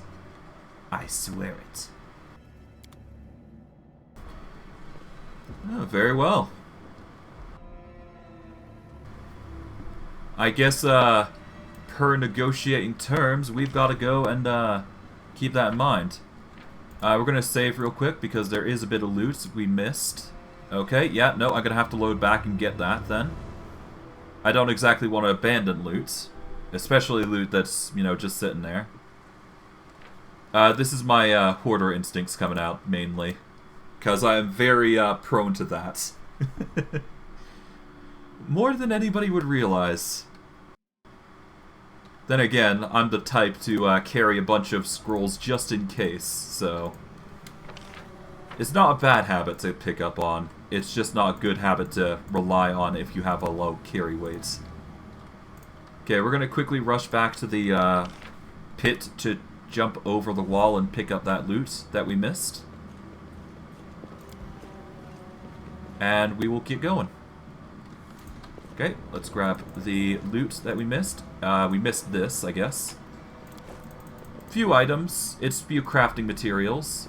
But all the same, better than nothing. Alright, mobility check failed, but that's fine. Now we rush forward, and now we can continue on. Took a bit of time, but whatever. Doesn't take too long to finish just running over.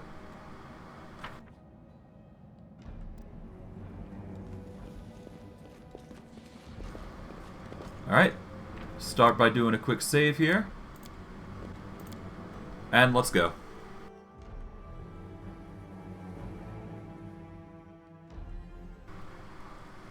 Alright. Now, we are at Chief Soul's area.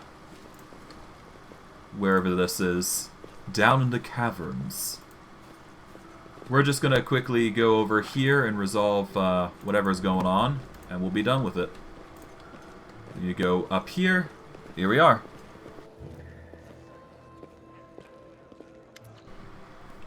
Your first impression of the Mongrel village is of a squalid dump, with the odors to match. Unblinking, glowing eyes watch you from the gloom, and deformed shadows slope between the huts. You see some mongrels gutting white, eyeless fish, while others are repairing fish nets. All the signs of a normal village life, but tense expectations hang in the air. A heavy-set aged mongrel slowly shuffles his way towards you. The hair on his head grows in a limp, wispy strands, and his face is a distinctly rat-like appearance, with pronounced teeth. And you hear a rattling sound in his chest with every deep breath he takes. One of his eyes is white, fully scarred by cataracts, while the other gleams with moisture. Uplanders, end times are upon us indeed. Chief Soul, we found the Angel Sword, and we found the one who can wield it. Lan points at you. He has a vision, and now the Angel Sword together with the light of heaven are somehow inside him. Gather the tribe. Anyone who can hold a weapon. The young ones are still alive. We can go save them. Soul raises his hand with his ragged broken fingernails. Ah, land. Always dreaming, always talking. You're too hasty for your own good. It's going to get you in trouble. Soul's eyes you up and down. An uplander with the light of heaven. That's too good for us. Our kind doesn't have good things happen. There's always a catch. Lan trusts people because he likes to believe. Isn't that right, Lan? I'm the chief. I don't work on faith. Show the light. Wenduag stares at you intently, like a cat watching a bird, and shakes her head in warning.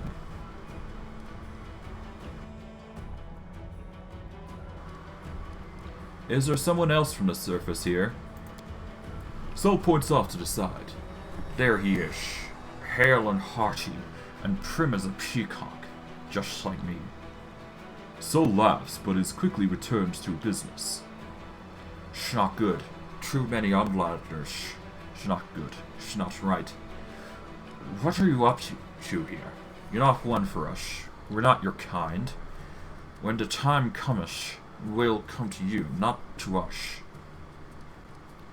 I will help you find the lost mongrels in the maze, but you can quit hoping for a magical sword to appear.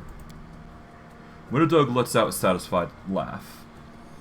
At last, someone's talking sense.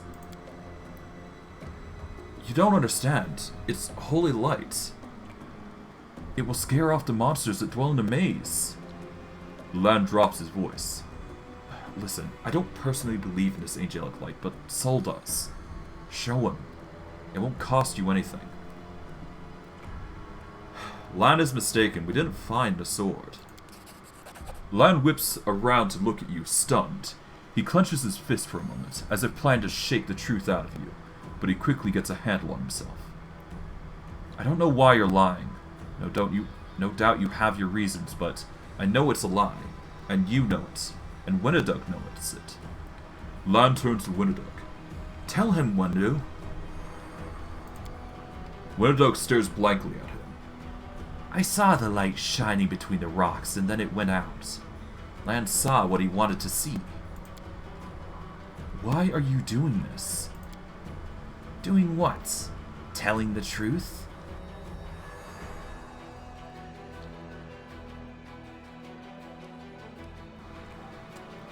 I don't want the blood of gullible mongrels on my hands. Lan shakes his head in despair. So now instead, we'll both have the blood of young mongrels on our hands. Kids wanting to help that'll never come. Everyone around me said they didn't want to go anywhere or save anyone, but I didn't believe them.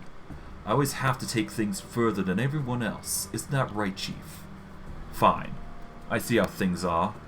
I don't need any more convincing. Lan offers a crooked smile. Please, Schnan. Miracles are not meant for us. We, the tribe, we wait. If you're one of us, you'll wait. We're not going anywhere, Uplanders. Uplanders, rest now. There's a hut over there. You can rest there. Lan is silent, his eyes shifting from you and Sol to Wenduag. You made the right choice. It was the lesser of two evils, and now, rest, so we can be at our best when we go into the maze. I promise to lead you to the surface, and I will. Oh, and we got a level up for Sela, which we will do post-haste. We're just going to give her a level on Divine Grace. No need to get too creative with it. We'll just boost up her stats here. Don't need to get special with her. Alright. And with that, we can now loot the mongrel village as much as we want, real quick. I want to ask a few questions. Aye? Tell me about the mongrels. Well, we're the Crusaders of the Underground. The children of the first Crusaders. The world rune touches everyone. Look at us. We're all marked by it. The Uplanders didn't like it. They drove us down here. But we have a secret. Sol's one good eye twinkles slyly. We're waiting. When the shield maze falls, that is when our lives end down here. We will go up to the surface to fight. Until then, we don't. Our place is here. Tell me about Wenduag. Wenduag. Our beauty, our hunters. Who is more skilled than Wenduag? There are braver fighters, yes, but brave doesn't mean skilled. Wenduag is the only one to go into the maze and come out again. The others listen to everything she has to say. Alright, tell me about Lan. Lan... Sol makes a vague gesture. He is not one of us. No, not one of us. His father was one of us, but his mother, no. They took him up to the surface. They ruined him as a child. They came back, but he wasn't one of us. A good hunter, yes, but He feels trapped down here. But he can't go up there either. It's not safe. He wouldn't last long. Thank you for your answers. It's no matter. What are you going to do now? Live as we did before. The ones who went, their trouble is their own. We'll mourn them, but we are Neathers. We wait for the call. Hash the main fallen? No. So we wait. Can I just clarify, are we Uplanders prisoners or guests here? Have you drawn your weapons against us? No. Have you killed us? No. Have you stolen our food? No. Guests. I'm going to enter the maze with Wenduag. So looks at you, clearly preparing to say some harsh words, but in the end he just waves you off. I'd forbid it, but what's the point now? It's Wenduag. She'll ignore me and do it anyway. I spoiled her. No point wringing my harness over it now. I want to look around here. Alright, and for our troubles, we can just go around here, picking up loot as we see fit. Grab what we can, and then we'll just move on our merry way. Oh, hello. Finally! Someone from the surface. I was beginning to lose hope. An elderly man in expensive but not ostentatious clothes approaches you. His face is peppered with several healed cuts and bruises, and twisted with an expression of extreme discontent. Allow me to introduce myself. My name is Horgus Worm. Yes, that's Worm. You no doubt have heard of me if you spent any time at all in the city. I have a business proposition for you. Your name tells me nothing. Who are you? You are truly freshly arrived in the city, then. You couldn't have picked a worse time, that's for certain. Only just arrived and the city's been razed to rubble. You should know that you are looking at one of the richest and most distinguished men in Kenabres. It may not be as well known as a certain swaggering loudmouths who spend their lives trapezing over one ball to the next, but the Worm Trading Company is one of the pillars of the city, I'll have you know. Did you see the marquees in the square? I paid for those. Tried any festival delicacies? You have the Horgus Worm to thank for that. Okay, how did you end up here? For a moment, Horgus's eyes focus on Camilla before his gaze returns to you. Like everyone else, down I went when that accursed beetle cleaved the ground in twain beneath our feet. I'm lucky I didn't break my neck in the fall. I'm doubly lucky that I didn't encounter any subterranean cockroaches on my blind wanderings, and instead came across hunters from the settlement. Although I must say that when I first glimpsed at their synogonies, my life flashed before my very eyes. But they turned out to be decent chaps, frightening to look at, but able to keep a bargain. What kind of business proposition? I don't know what's happening on the surface right now, but I'm determined to find out. You have no intention of seeking out the rest of your days in this village, I suspect. We must find a route back to the surface, to the city, if there's anything left of it. You are a spellcaster, I presume? A sorcerer, a wizard, I can't tell which exactly, but it doesn't matter. Spells are always useful, especially in a situation like this. Are you a medium or some kind of oracle? It's not my field of expertise, but I can see that though you don't wear any divine symbols, you do have divine power. Don't worry, I'm not one of the inquisitors from Hulrun's gang. I don't care about such things. What matters for me is the reliability of my potential companion. You're strong. It'll be no trouble to you, but I, alas, am not fit as I once was. I can't go crawling out through the caves playing scouts. My proposition is simple. Lead me back to the city, and I shall pay you 1,000 gold coins.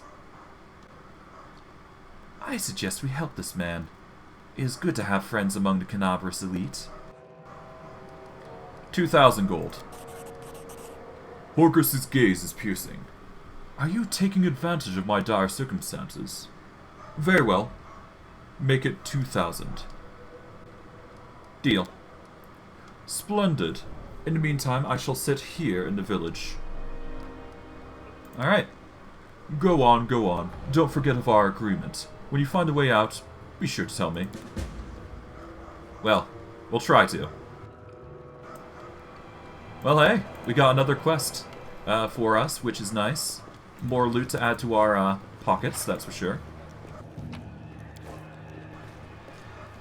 Okay, I need to take a small break here, so I'm going to be right back for like 5 minutes. Oh, it seems like the text is just constantly going to be showing there. That's not good. Give me a second. I need to change that real quick, because that's going to get annoying. Yeah, hold on. I need to change that.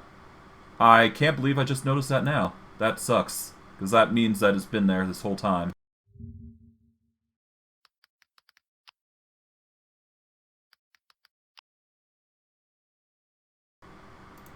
Okay, let's see.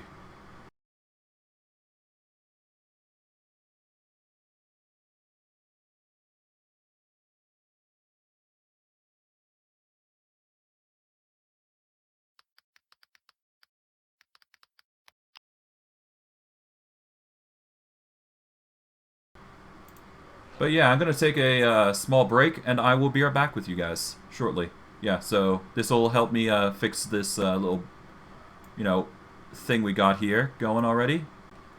In fact, I might as well do that while I'm here. Let's just adjust that right to be here. There we go. And yeah, give me 5 minutes. I will be right back. See you in a bit.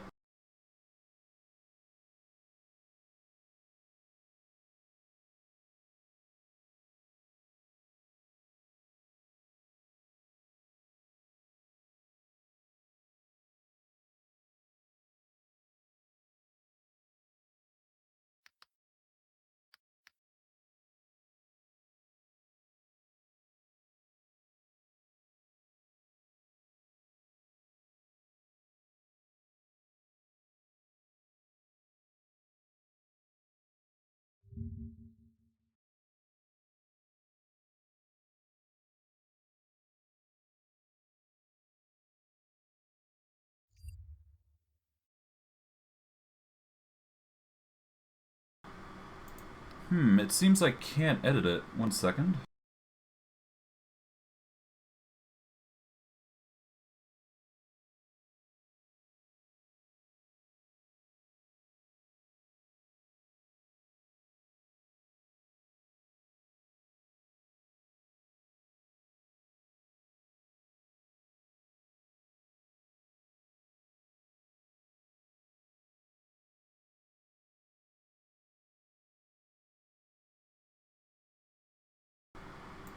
You know what? I'm gonna have to temporarily make the chat invisible then for the stream, so give me a minute.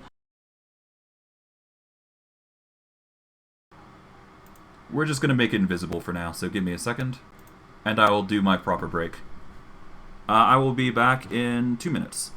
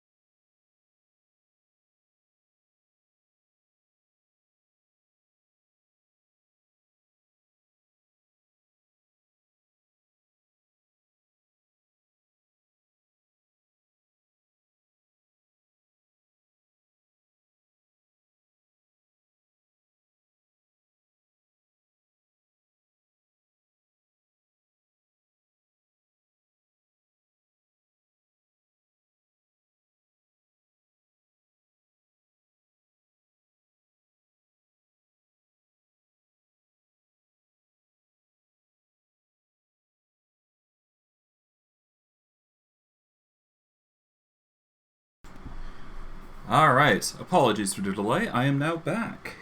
Let's see. Alright, until I figure out the whole Twitch chat thing, I'm going to disable the viewership of it. So, for now, we're just going to have to deal with chat lists for now, but I will get that fixed up later. So that way it looks a bit nicer. But all in due time. All in due time. We're going to grab up as much things as possible using the shift key to essentially look around and loot. Because there is plenty of things that you can grab around here. So don't be afraid to just wander around and grab what you can. They're not going to lynch you for looting, much like Kingmaker did. Which is nice. It's nice to have to loot all these without too much concern.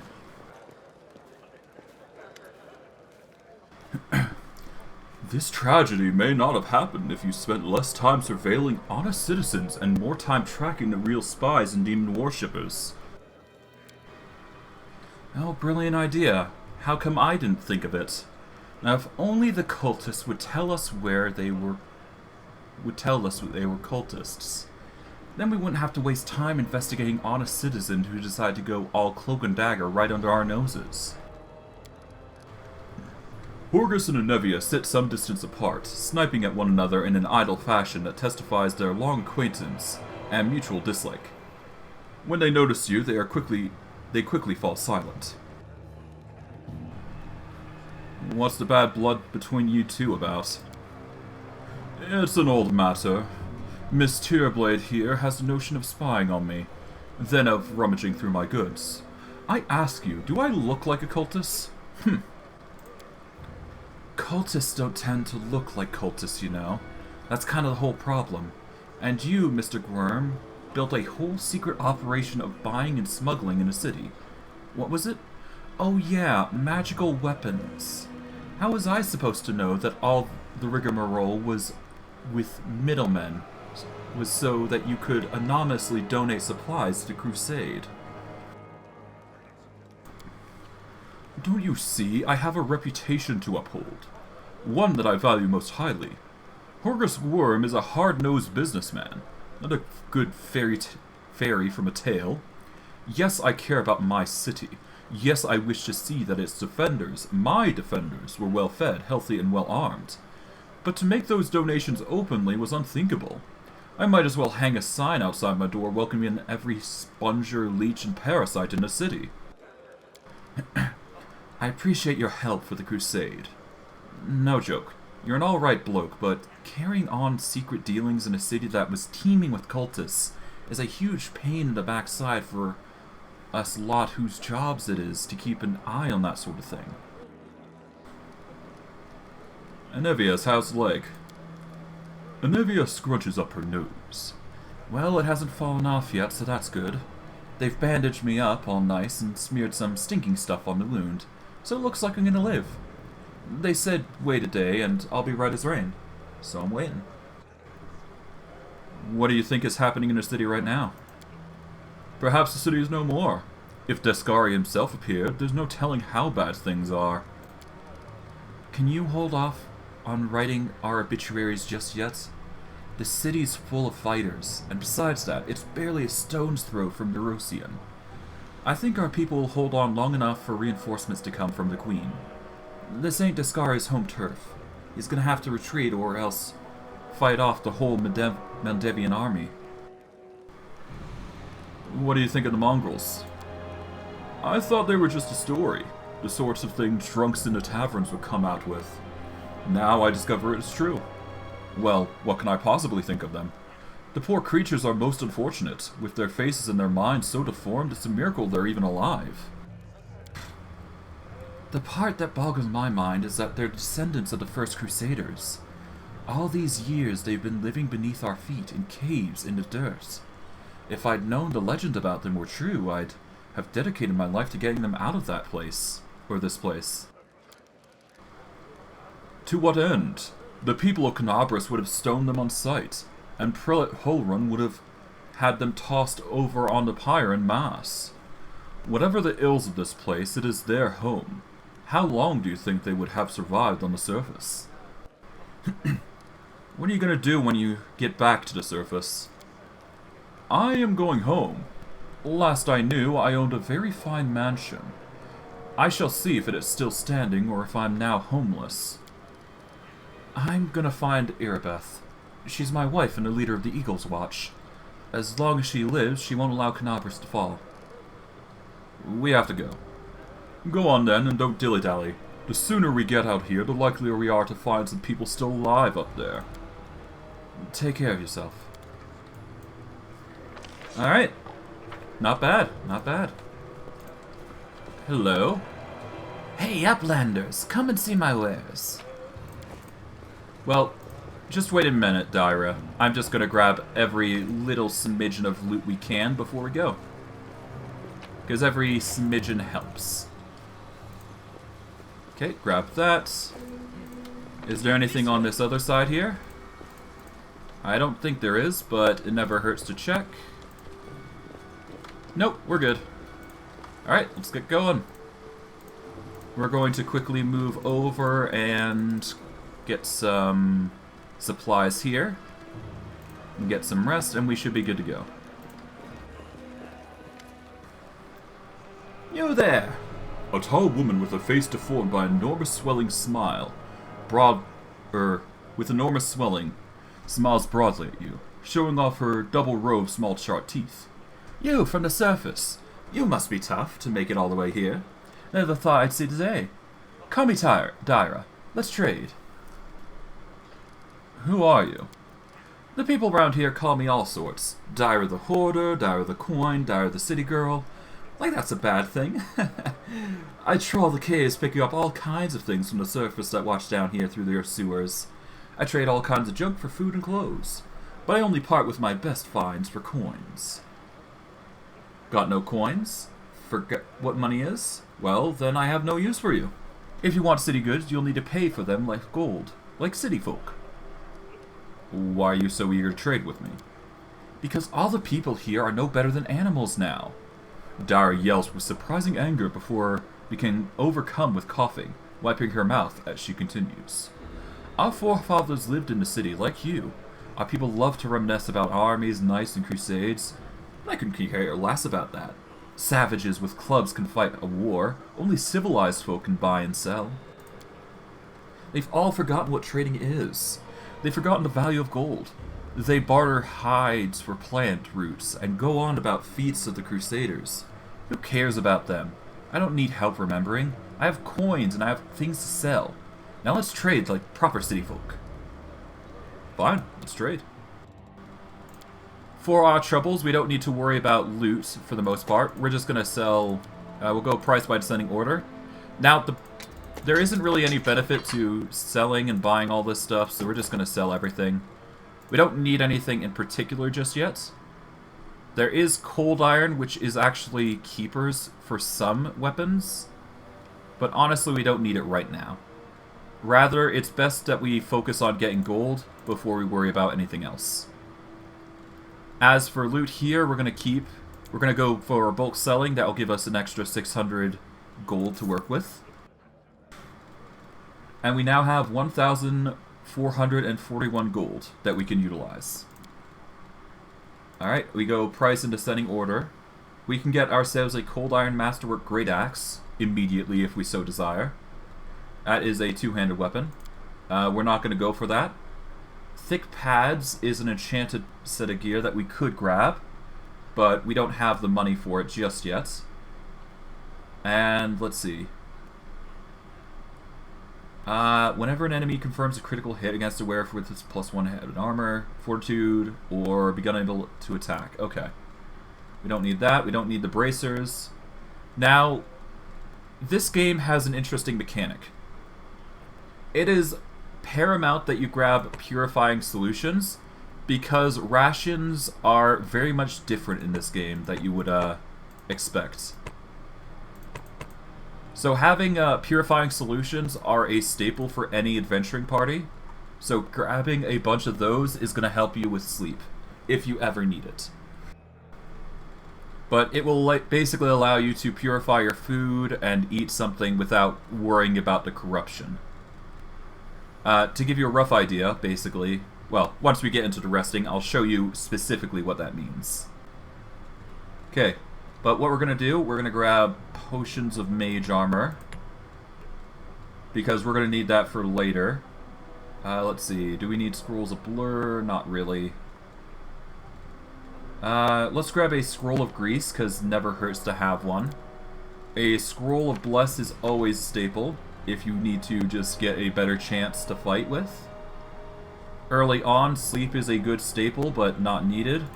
The rest we'll grab in potions. And we could grab heroism here if we really wanted to, but I don't think we need it. The most we're going to probably want is quiver of cold iron ammunition, actually. And the rest we're fine with. We will be stable and happy with that.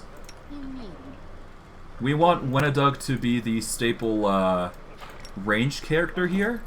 She is going to be rocking the longbow, naturally. We're just going to put that there. We're going to take off the potions that she currently has, because we don't need to arm everybody with those. Because Lon is here, we're going to take off his longbow. There's a reason for that. For us, we got some scrolls that we can use. We'll take those off, though, for now. We'll take these off. We'll keep the weapons on Camilla. We'll take this off, and there we go. We've now got a good staple of items to work with. And now, with that in mind, and having cleared out this area for the most part, let us go on a rest. So many thoughts, so little time. There we go. It's time.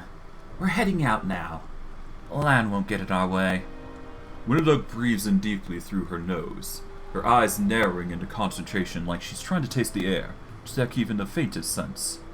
Finally, she gives an approving nod. It's time for what? To get you out of here. I'm keeping my word. Wenduag looks around. It's quiet now. The village has settled down. I know the shortest route to the maze. We'll take a boat. No one will see us. Are we still going to save the Mongrels? Wenduag frowns. What? Oh, them.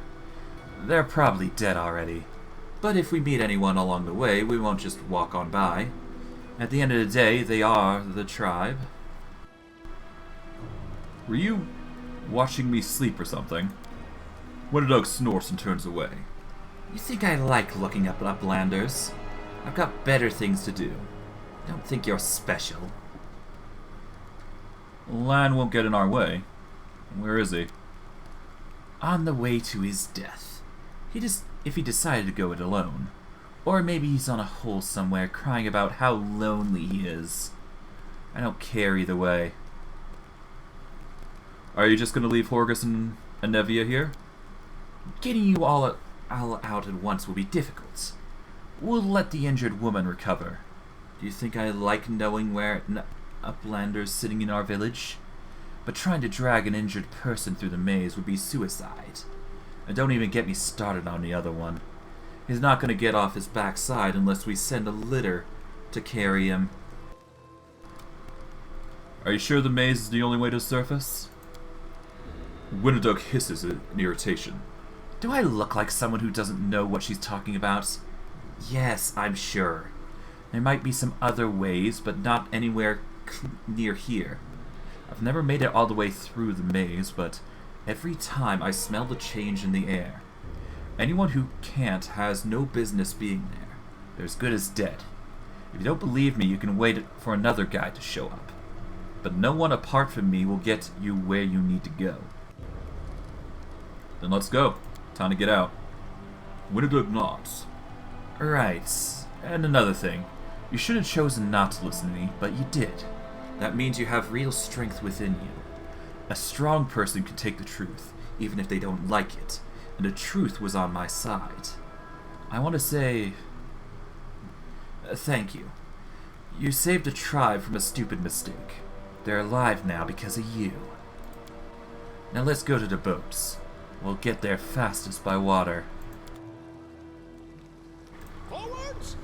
No. I mean, it is true technically.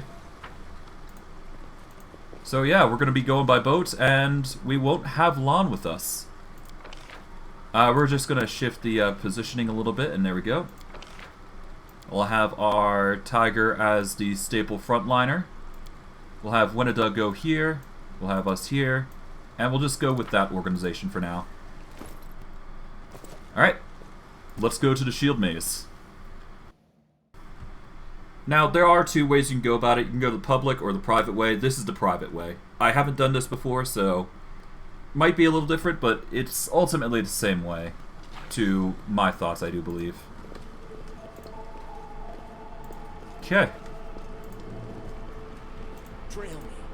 Let's go see what's going on here. Okay, we go through the other way here. We need to crawl through this crack in the doorway, and then we're in. Trust me, I've done this plenty of times. Okay, before we go, we're gonna see if there's anything on this other side. I don't think there is. Oh, nope, there is a monitored lizard, though, which does add to things. The Panther is down, which sucks, but we have enough AC that we shouldn't have to worry. Yeah. Kinda sucks that Panther had to go down so quickly, though. Alright, but we level up. We get another rank in Fighter, if we so desire, which is probably going to be good for us. We'll get more in Perception, and we will get more in, I guess, Trickery, because we are going to need that, actually. Okay, we got Point Blank Shot, we got Precise Shot. We're going to go Weapon Focus Longbow here,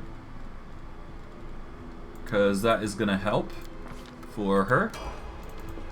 I don't think there's anything else beyond this point, so we'll just see what there is. Yep, nope, nothing else.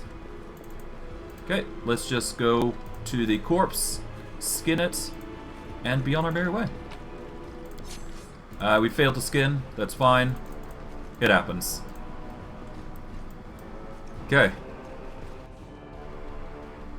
Before we go forward... Ah, right. I'm dumb. I completely forgot that Panther is not going to be good later on because we want to focus him into the necrotic route. I should have gone for Death Touch, but whatever. You can trust me. We're just going to quickly heal Panther then, for now. And now we squeeze through. We will do a quick save here. And move on. What's in wait for me there, I wonder? Okay, there doesn't appear to be anything aside from lore religion. We did do the save, so we can do this without too much trouble. Did you see that? A bas relief of Baphomet, Demon Lord of the Minotaurs and Lord of Labyrinths. I crave for Alright, before we continue, we're going to quickly give Mage Armor to Panther here. And let's begin. Okay. Cultist. And not just one, but a few. We're gonna want to get the... Did I mess up again? Okay, we got the charge, luckily. Good. Alright, now the sharpshooter's next. That does leave the neophyte wizard, but it seems like we're gonna be fine. Good. Yeah, that wasn't too much trouble. Alright, we'll grab those, we'll grab this. And the loot here. We've got some potions, nice. And what about this? This is an 85%. Thankfully, I don't think we can fail this. Unless, well, unless we roll a 1, but I highly doubt that. I am helpful, there we go. am I not? We got ourselves in a gate for our troubles. Carry me. Oh, there's even more loot on the back here that I didn't even realize. Interesting. Cool. Grab those. And now we don't have much door aside from here, so I guess we go this way.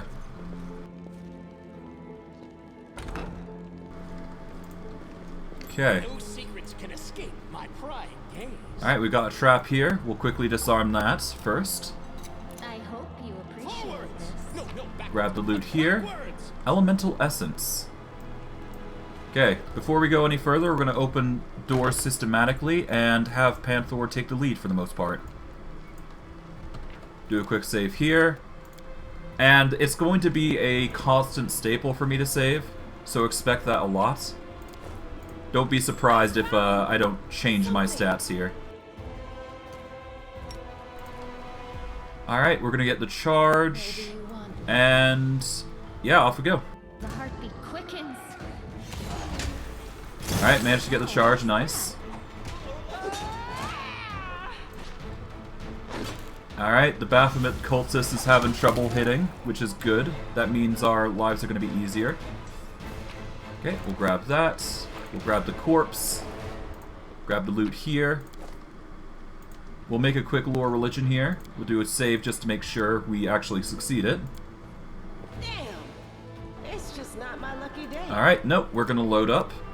And normally I wouldn't do this, but because we need as much experience as possible, I'm going to be repeating these sorts of checks, unlike in the Kingmaker series. This was simple enough. There we go. But yeah, no, things like these checks are going to be important early on. And now, it seems like books would be useless to most people. But there's actually a benefit to reading such books. But it only applies to your main character. Now, there are some books in the game that actually give you benefits if you pick them up and read them.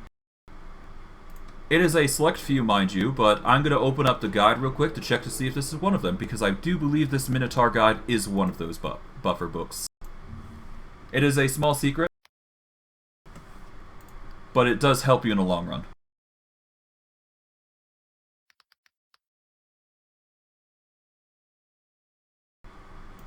Here we go, important books guide.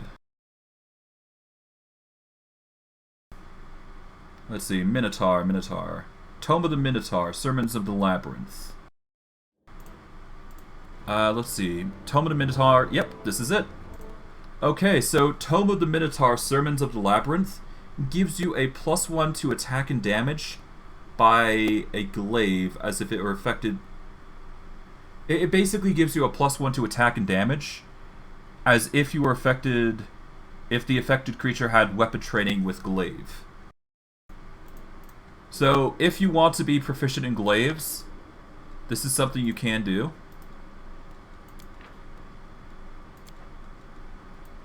I think you can just drop it in and you get it. I'm not sure though. Hold on.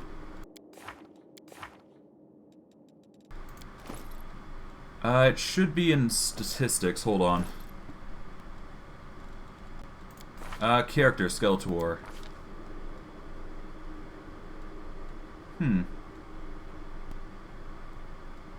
Okay.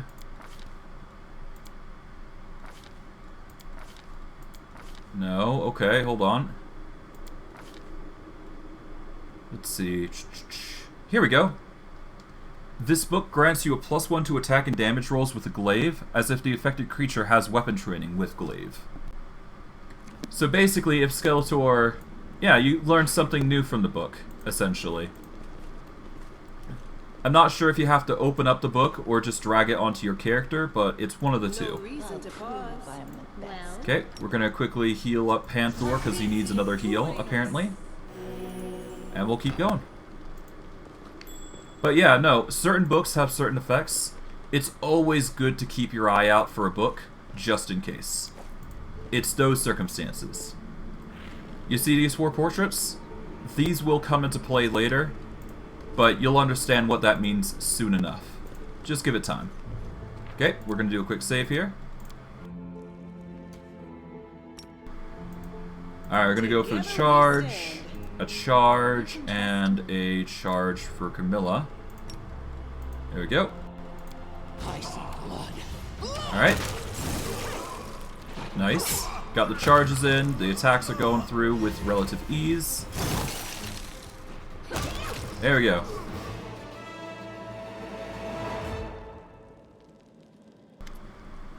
Wenduag looks at the Mongrel's corpse, her lip curling, then turns away. Well, are we going or what? There aren't many mongrels. You must all know each other, right? Who was that? Wenduag shrugs. Some unlucky fools who thought the shield maze was a good place to go for a stroll. The maze drove them insane. If they weren't insane to begin with, that is. Wenduag pauses, choosing her words. But this isn't a time I've been attacked by my people I know in here. Lost friends of mine would sometimes reappear like that. They didn't recognize anyone anymore. Trying to talk to them was a waste of time.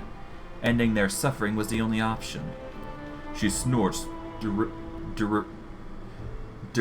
derisively, I guess? But it seems forced. Weaklings. Serves them right. You never told me this maze of yours was crawling with cultists. I didn't, because there weren't any. Looks like they got here the same way you did. They fell from the surface. The maze doesn't look like a mysterious place you made it out to be. It looks more like a cultist than a me, and a well-established one at that. The maze has always been full of traps and subterranean monsters, and now it's got cultists as well. What does it matter to you? Wenduag studied you with narrowed eyes. I promised to lead you to the surface, and that's what I'm doing. You do not belong here. Let's go. She turns away. Alright, saving game is impossible, but whatever. Okay, but yeah. Nothing too particular around here aside from that, you know, instance. There is one thing here, though, so we gotta be ready for it. Gonna require another save. This one's a little bit of a harder fight if we're going into this room, though, but all the same, it is an easy fight to handle, regardless of what we do. We can quickly disarm the trap here.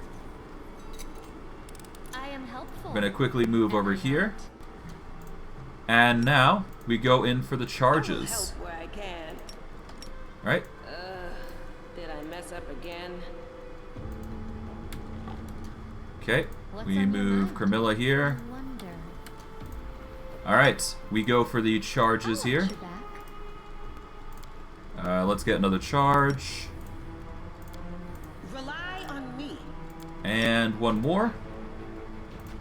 Skeletor will cast his usual spells. Wenduag falls in. There we go. And the attacks go in like crazy. Shouldn't be too hard to deal with these guys, though. Panther will be taking the brunt of the hits after all. We just have to make sure it doesn't last too long, because otherwise he changes targets, which is a gimmick in this game. Okay. Grab that. Grab the cultist stuff. Grab the loot. All asunder. There we go. Grab this one. We got some apprentice lockpicks. Now, lockpicks are basically this game's way of saying, here, have a freebie if you can manage it. Well, have a benefit if you can manage to unlock the trick. But they can only be used once, so you have to keep that in mind, which is the small annoying bit, but all the same, perfectly fine. Okay. Oh, right. There is a box here that we can open with a 90% chance. I hope you appreciate. Managed to unlock it rather easily. And if you want, you can get those lockpicking tools and get a +5 to it. As you saw from the 3 options there. Okay, even more loot. We're going to pause real quick, and we're going to go over what we can wear and what we can't. Let's see, Wenduag is perfectly fine with what she has currently. We haven't run into any demons yet, so we will need to worry about that later, but we don't need to worry about it right now. Okay, the Cold Iron Masterwork Javelin is actually going to be pretty good for ranged combat, but not for melee. For now, I think we go with the Masterwork Warhammer here for Sela.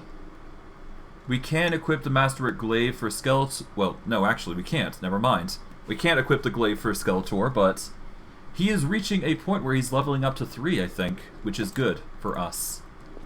That is most convenient. Okay. This way. Gonna shoot down here. No secrets can escape Grab my these. pride. Even more potions to add to our roster, which is gonna be nice. Okay. Gonna grab this loot. Oh, never mind.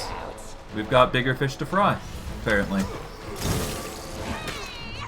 We'll let our Panther handle most of the brunt, but Camilla and Sela shall take the brunt of anything else that comes our way. Hey, there we go. Nice. Grab this, and we are now leveled up. Again, which is good. But as you can tell, that option that we selected at the start has been really helping us. Alright, so now we're going to level up. We theoretically don't need to branch out into anything else, I do believe. But we should definitely level up our Sylvan Sorcerer, so that way we're starting to level up our Companion as well. That looks a bit scuff, I must admit, but it's fine. Whatever. Alright, we're going to boost up Persuasion, use Magic Device as we have been, and Perception. There we go. We can get ourselves the Boon Companion feat if we so desire. That will give us 4 levels higher to work with for our Animal Companion. But we don't necessarily need to grab this. It is an option, basically. Instead, we're going to grab Precise Shot here, because that is more important here. Because that will help us avoid the -4 penalty we're suffering from ranged touch attacks. We're going to get more Shaman's ability there. We're going to boost up our Trickery with our character here, for now. She has Weapon Finesse. We should probably go into Weapon Focus Rapier, because that is her abilities. And we move on. We don't need to focus too much on these guys' builds, but we'll roughly try and help them out. And when I mean roughly, I mean very roughly. So, don't expect anything crazy. Kenabres' systems of aqueducts channeling water from the river into the city. It was seriously damaged in the earthquake. We're going to do a quick save here. We can level up Panther, though, so we're going to do that real quick. Wait, hold on. Level 3. Oh. Okay, apparently Panther got level 3. Interesting. Okay, we're going to go with Persuasion and Mobility, as we have been. We can get a feat here. We're probably going to want to get... what is it? Well, if we want to get to Crane Style, we need to get some other things.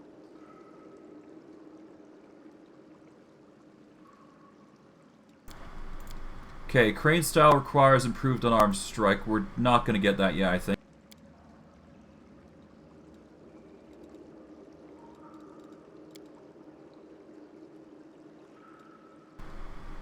Okay, let's see. We need intelligence of 3 to get improved unarmed strike, unfortunately. And because we haven't run into any intelligence boosting items, we won't be able to get that just yet. But when we do reach that point when we actually get one of those feats, that is going to be really helpful for unlocking Crane Style. So for now, we just gotta figure out what we're gonna do instead.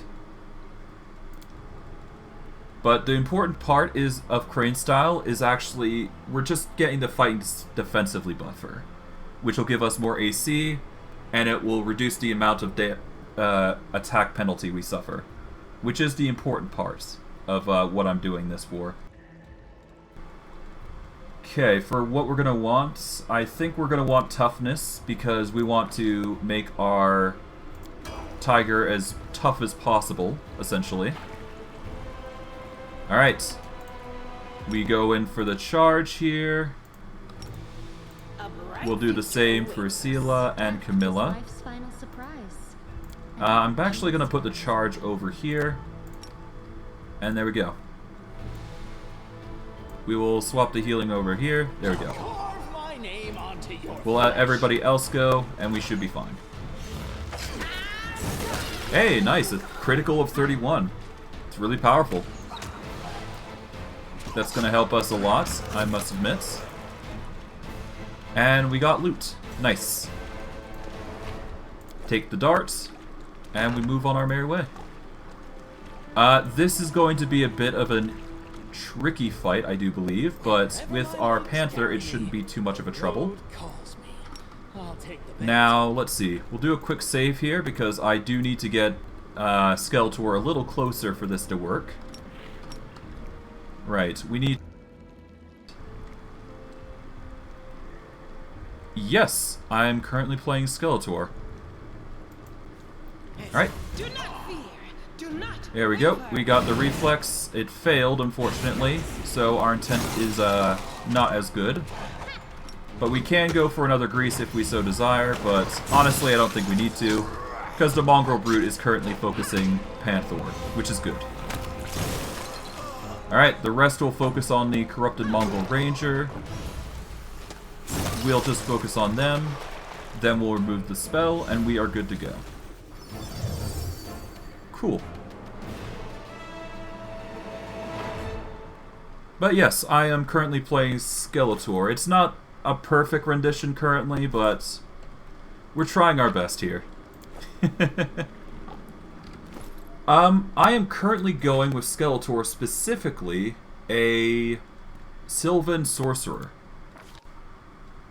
I am going with one level in Enlightened Philosopher because it is going to help his AC a little bit, because Dexterity for Charisma is pretty good.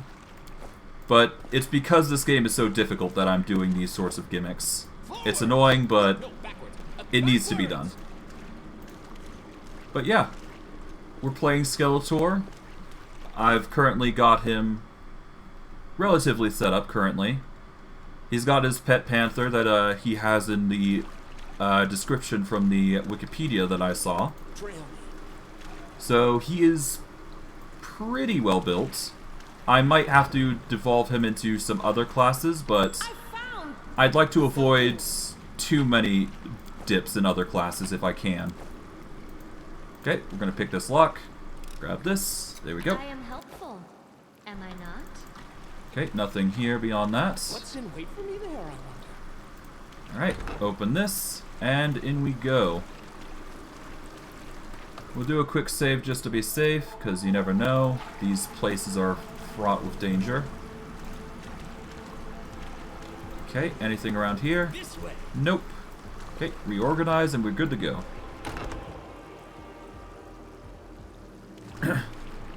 I've actually heard about mixed things with the cross-blooded sorcerer. I would have gone the cross-blooded sorcerer if we had an animal companion choice, but I've heard that some of the cross-blood is actually bugs. But it could have been fixed while I've been playing, so I don't know. It's hard to say. Oh yeah, it absolutely is. But hey, it gets you a lot of stuff though, so to be fair, it's not all bad. Alright, info. Follow these simple rules or you'll die Don't bother me unless strictly necessary. Keep the door to the shrine locked with key I made. I don't care which one of you two holds it. You can tear each other to shreds over it for all I care. Don't even think of setting foot in the ritual chamber. Ever. Keep the door to the unfinished section of the maze locked at all times. As a reminder for you feeble-minded vermin. Oh.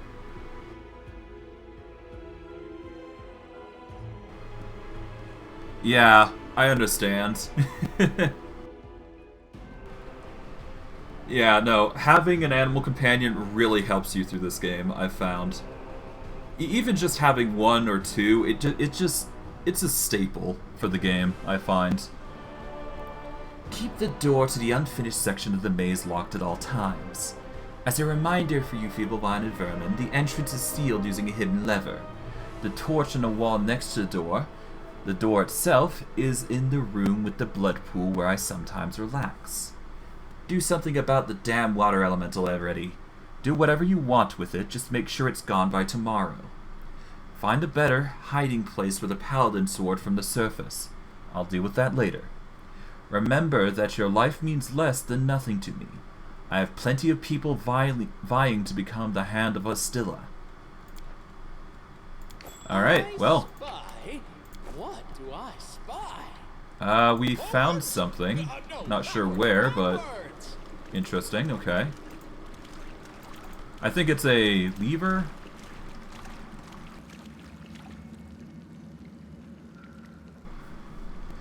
Yeah. Animal companions depend on what you're going, but yeah. It really depends on what you prefer. I'm probably just going to ditch all these characters, to be honest. So, don't expect to see them all together. I'm probably going to go like I did with my Kingmaker series. And have animal companions for the most part. Alright, we have to be careful here, because there is a very dangerous enemy. We're going to do a quick save here. But essentially, this area is not going to be fun. Yep. That is the problem. Now, if I do recall correctly... Oh, yeah, we got the ring here. Ring of Protection. That is going to help somebody, but for now, I think we just give it to Skeletor. Let's see. Okay, for Panther, he's got a plethora of armor. We're going to take off these bracelets for armor because they do nothing for him. But he currently has a 27 AC, so that's good for him. But we're going to need to boost it up just a little bit more just to make the elemental much less worrisome. But before we actually engage, I'd actually like to get a specific item in mind. Yeah, exactly. That's what I'm thinking. Moron. God, sorry. That sounds so bad. No, yeah, I'd like to get the potions for, yeah, cold resistance, because otherwise it's just going to be a lot worse for us. Okay, I think what we do here is we charge in with Panther, as we do. We will charge... Alright, we'll do some charges over by the Corrupted here. Okay, we get another charge here. Skeletor will be going over closer to get the prone status on them with the grease. There we go. That works for our favor. Because this room is a little tough, but not too bad. We just have to worry about the Mongrel Brute, which is a bit more troublesome than the others.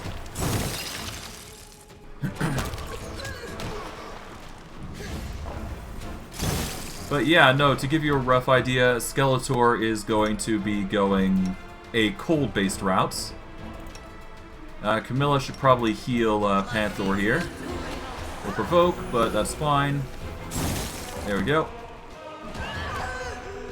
Alright, the Mongrel's going prone, which is good for us. Okay, now wait for everybody else. We'll deal with the Ranger now, and we should be fine. Okay, and boom, dead. We'll remove the grease now. And there we go. Okay, we got loot. There we go. Cool. And with that, we can move over to this door. Oh. This door's got a strong lock in it. You'll break every lockpick you have, and it still won't budge. Believe me, I've tried.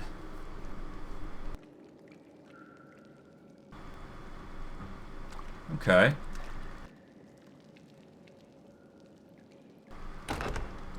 That was before I found a key to it and took a few valuables for myself.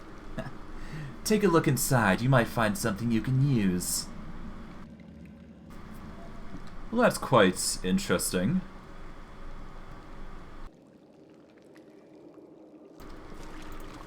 Interesting that you found a key somehow, Wenduag, but okay. Alright, we're we're going to grab the loot here. We've got some nice Crypt Raider armor. Cool. Got some potions of Bear's Endurance. We got a loot chest here. I hope you appreciate this. Cool. What's in wait for me there? Now, if I do recall correctly, we don't have the potion for it just yet, so we're just going to have to abstain for now. But we can get the stuff for it later. We will address this room later once we get the potion of resist energy cold. Because that is going to be a necessary item for us to get if we want to go in there. Thankfully, we can easily backtrack, so that's not a big deal. Alright, we're going to go through here. I think we've checked out everything here, so yep, we're good on that front. We'll just pop this door open and move on our merry way. We'll go in for the charge. Oh, path is currently blocked for some reason. Okay. Well, whatever. We can just engage regardless. These guys are not that bad of a fight, so I'm not going to bother doing anything too crazy. We'll focus on this sharpshooter next. There we go. Now we focus on this sharpshooter here. Alright, well, that works. Grab everything we can. And we go all the way over to here. We can pick this lock rather easily. Potion of Shield of Faith is going to be nice, as it usually is. Open this door. There's a few fights in here. Not too problematic, though. Okay, focus the champion. We'll have Wenduag focus on the wizard. Yeah, the wizard will be focused. We'll move Skeletor in so we can do this. Alright, now the Neophyte Wizard is next. While the Cultist Champion gets focused by the melee users. Okay, Camilla gets struck, but that's fine. Okay. Now, I do believe we're going to need mobility just in case. Okay, she goes down, but that's fine. Panther should be able to take the brunt here. And, yeah, there we go. Alright, we'll grab the Cultist Champion's stuff here. And we're suffering from heavy encumbrance, which is not fun, but that's fine. We'll manage. Grab those, which is needed for the fight. And before we go any further, we're going to start equipping everybody, and we will move on from there. Okay, so Crypt Raider's armor, +1 scale mail, +2 insight against undead specifically. We do not want to wear armor as Skeletor because that is, well, it's not going to be for the best. Okay, we're going to go for, I guess Wenduag could wear the crypt armor, but she would suffer less benefits. Okay, we can give the breastplate over to Camilla, but she will suffer a minus there. So we're gonna give her, well, I guess she's already got chain shirt. So yeah, that's the best for her. Let's see, scale mail. We're gonna give that to Sela for now, because it is gonna give a +2 insight to AC against undead, which is good. Weapons-wise, price and sending order naturally. And nothing really appeals here. We're just going to keep the hammer, I think. Camilla, we've already got our focused in rapiers, so we don't need to worry about that. Wenduag is already focused in longbows. And me and, or at least Skeletor and Panther can't use most weapons, so we'll leave it at that. Okay. In that case, all we're gonna do now is drop everything heavy. It may seem like an odd idea, but we can collect it at the end of the traversal here. And because we have the potion now, actually, now that I think about it. Let's see, where's the potion? Yeah, here it is. We've now got a potion of protection from cold, which is going to help us against that water elemental. For those of you who've seen the Pathfinder Kingmaker series, people will know that elementals actually have cold-based attacks, and a cold-based attack that repeatedly triggers every time it goes off. So it is in your best interest when fighting with an elemental to make sure that the elemental cannot, well, first and foremost, Skeletor can't use his cold spells, so Ray of Frost is off the table for now. But we can swap to Acid, so we are going to do that instead. Together, and yeah, we just need to use the Potion of Protection from Cold on Panther here. We'll give a quick heal to Camilla and Panther here. We'll get an extra heal for Camilla. Panther, I'm not too worried about. We're just gonna beef him up. So Protection from Cold, we'll use that. We will use Shield of Faith. That'll give 29 armor. We're gonna get more armor for that. We're gonna use Bark Skin here to give him a natural armor boost. And that will give us the highest possible AC we can do currently. We're gonna quickly do a Bless here. That way everybody gets a +1 to attack rolls. We can do some other things, like we can use Prayer, we can use Inflict Serious Wounds, Scroll of Heroism, but we shouldn't need to worry too much about that.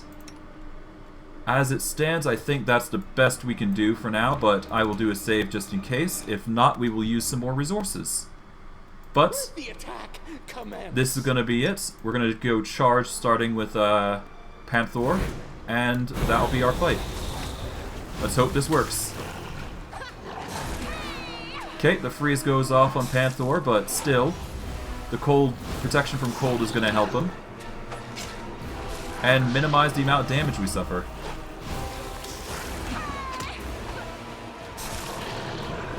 Okay.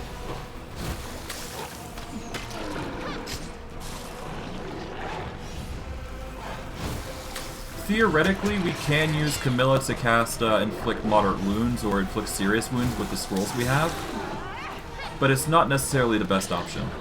Instead, we're going to use this real quick. There we go. Give everybody a boost in Battle Spirit to give a +1 to attacks. Zealous probably going to die here unless we kill the elemental quickly, which is not going to happen. Yep. So that's the load.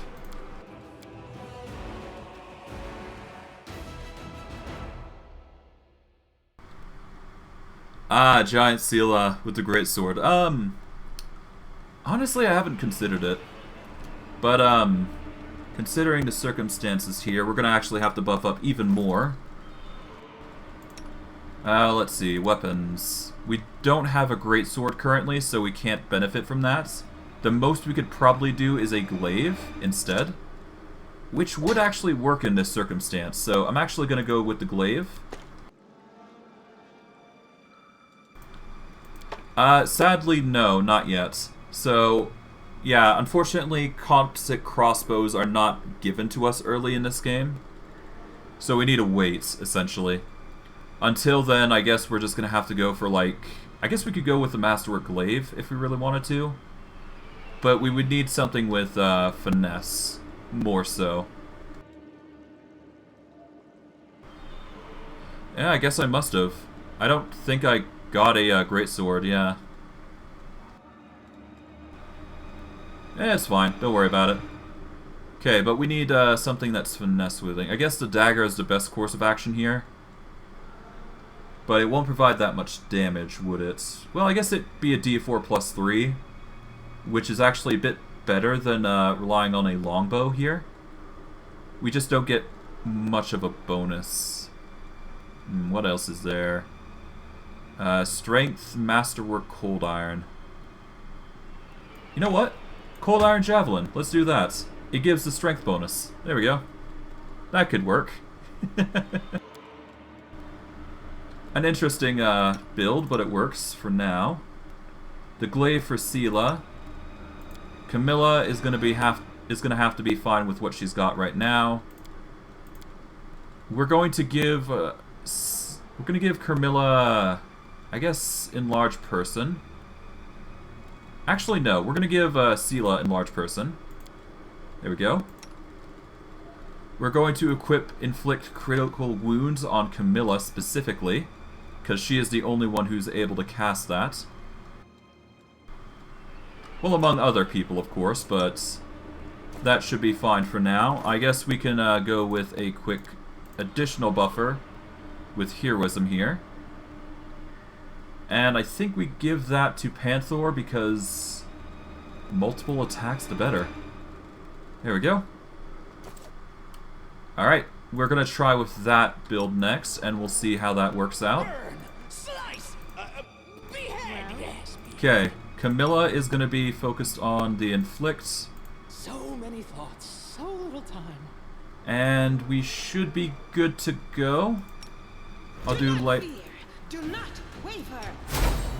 Alright, Light of the Angels has been used. Inflict Critical Wounds is on. There we go. That brings him to half health immediately, which is good for us. Alright, Sela gets it, and done. I did find the Javelin, so Sela, or Wenduag does have that. So we're good on that front. We can grab the loot here, which is actually going to be very beneficial to somebody. We've managed to get the Flow of Water. This ring grants the wearer +1 bonus on saving throws against spells with the cold descriptor, and adds +1 DC to all saving throws against spells with cold descriptor the wearer casts. Because Skeletor is going to be cold focused, we are going to give him this ring. And we're probably going to keep it for a while because he's going to be using cold magic a lot. We're going to quickly swap over to that. Going to grab some loot here and there. We'll be on our merry way. Kitchen smelling of burnt fat and garlic. Food was clearly cooked here before the incident. But yeah, that's basically all that's in this room, I do believe. So yeah, let's continue. Gonna shoot all the way up. And we should be able to get to the loot there, but that is the bag we dropped actually, so we're not gonna touch that.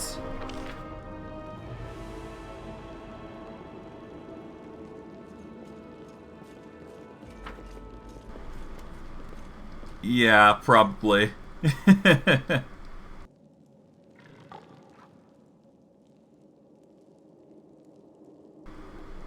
Not sure why the auto mod just triggered there, but we're gonna allow it. I don't really care. I might have to turn down the profanity filter at some point, but as of right now, I'm leaving it as is. Okay. Now I do believe there is a trap on the way in here, so we're gonna have to go around real quick. Go around. Yep. Trap right at the very exit, so it's best to just go around and disable it right here. I am helpful. There we go. Am I not? We managed to pull this open, and it will reveal us a secret passage, which will have a ton of loot for us. Grab what we can here. Grab that, and grab the loot here. And we are given just some bundles of things. We got a Masterwork Longsword now as well to boot, so that's a plus. Alright, we open this door here. And on our merry we go. On our merry way we go. Okay, before we begin, we're going to do a quick save. And I do believe... Yeah, no, it's not that bad a problem. Okay, let's go. We're going to have Sela deal with the cultist, we'll have Camilla deal with the cleric, and we'll have everybody else focus on everything else. The Panther will be basically on kill duty for the most part. Okay. Not bad.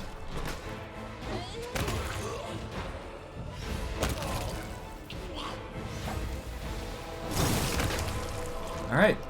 We cleared up house relatively quickly and easily. So that's good. Grab everything we can. We might just have to ditch some of the loot, but that's perfectly fine by us. Or by me, anyways. Ritual blood. Ritual pool filled with fresh blood, rather. No secrets can escape my pride, That is a trap, and the lever is on the other side. We're going to quickly get Carmilla in this room here then. Well, once everybody's out first. There we go. Now, the easy way would be to go the other way. I like doing it this way because it's easier. Pop that open. And we do have the other door. I'm going to go through that next. I'm just clearing this place out because I like to do it this way. Personal preference more than anything. Alright, we've got dretches. Dretches... Yeah, as the tutorial throws up, dretches have damage reduction. It is best to have cold iron effects or items that will help you bypass most of that. As you can probably tell, Skeletor can't actually deal damage to them just yet, which is a slight annoyance, but is not a big deal. We'll be fine, basically. Okay.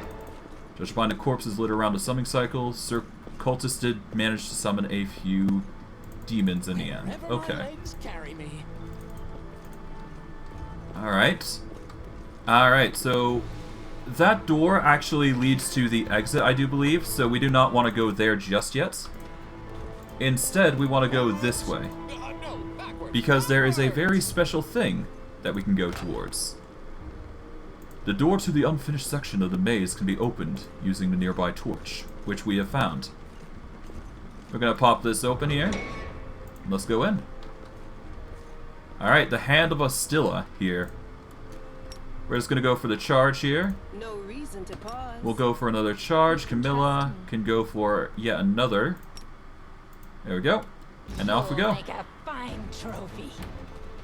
And we get closer before we go engage, which is easy enough. Alright. Grab everything there. We got a key and a few other items. The bodies of the maze builder lie where they were caught in the earth elementals engraved in the earthquake. The builder's tool lies scattered next to their bodies. Alright.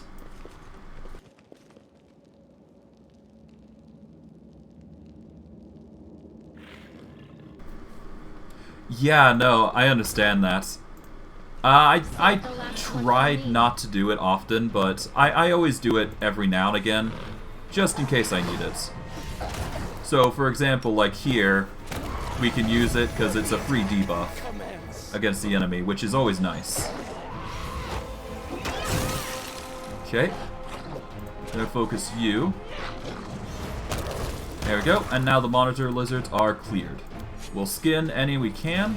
We managed to get quite a few. Good. A large aggressive creature was kept in his cage. Judging by the bent bars, that creature is now loose. Okay, so the cultists were keeping pet monitors lizards on top of everything. I am helpful, am I not? Ah, an amulet of natural armor. That's going to be really helpful. We are going to give that actually to Panther. For when the barkskin debuff or barkskin buff eventually ends. We're gonna wear that for now, of course, but later we're probably gonna swap it out. So just gotta keep that in mind. I am helpful. Okay, we shift over there, open the door here, and now we are met with even more enemies, naturally. Quickly do a save here.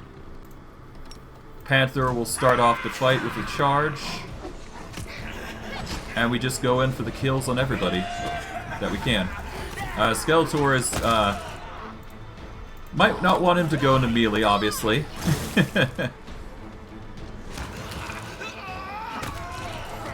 There we go.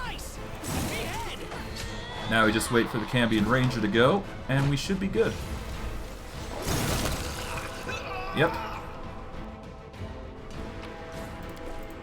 Yeah, no, I'm probably gonna have to swap Skeletor over to something else. Okay, but we did manage to get this.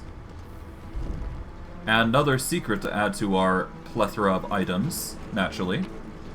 We'll grab everything we can. We'll pick the lock here.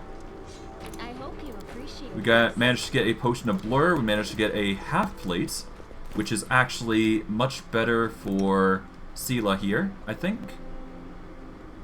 Compared to the breastplate, yep, it's a boost to AC. Let's see, actually. Yeah, no, it's a boost of 1 AC. Which is a little better because we're not actually dealing with undead currently. And this game doesn't actually specialize with undead, so... yeah. We're gonna boost up Persuasion, we'll boost up... I guess we'll boost up Stealth for the fuck of it. We're not using her for a long period of time anyways. Okay, Shield Focus. I guess we're gonna want Heavy Armor Focus. Let's see, we're going to get rid of the... let's get rid of the Fatigued status effect because it's the most common. There we go. But now we have Lay on Hands, and we can give it to other people. We're going to give Panther a quick heal. Okay, I guess we're going to do it again. There we go. Works for me. And we're now slow, but we can drop some items just to make up for the difference in speed. Which is easy enough. There we go. That brings us to medium. Let's go by weight in descending order. We're going to give Skeletor his first ranged weapon. We're going to go for the heavy crossbow for now. But that's essentially going to be his go-to gimmick for now, until we get Ascended Element, which is a feat in Pathfinder, or Wrath of the Righteous. It is going to help us with our mythic stuff. When we do get to it, that is. Alright, Crypt Raider's armor. Wenduag apparently doesn't have armor, so that's concerning. We'll give her something, I guess, for now. Okay, Camilla's fine. Yeah, my bad. It's a mythic ability. But still, it's close enough. Alright, we're gonna drop everything that we don't need in bulk. Okay, drop these. That should do it for now. We don't necessarily need to drop everything, but we just need to drop most of the heavy stuff. Alright, now we're dealing with a Earth Elemental. We're just gonna focus on that. And because Panther is in the middle there, he's gonna be the focus, which is good for us. Mind you, Acid does not work on Earth Elemental, so you gotta keep that in mind, but they don't have any adverse effects like a Water Elemental does. So that's more convenient for us. Saves us the concern of having to worry about Panther to a certain degree anyways. Give a quick heal there. And done is done. Grab the loot here. And we'll move on our merry way. For the fight, we managed to get Meteor Dust, which is basically a reagent for potions, which is always nice. Never hurts to have more of those, after all. Okay. Quickly disarm this trap. There we go. And off we go. Am I not? Okay, we're almost at the point at the end of this dungeon. So we'll clear out the Cambion here. We'll get Sela to deal with... well, we'll get Sela to back up a bit. Then deal with the Cambion here. We'll let the Panther... yeah, we'll let Panther handle the Cambion here. And everybody just charges at the everybody else, which is nice. We will do a quick charge. We'll get the charge on the Cambion Ranger here. Got the miss, unfortunately, but that's fine. We'll live. Skeletor, we're going to swap you out of your weapon, so you do normal attacks for now. At least until we get, yeah, at least until we get to a point where we can cast elemental spells without too much of a hassle.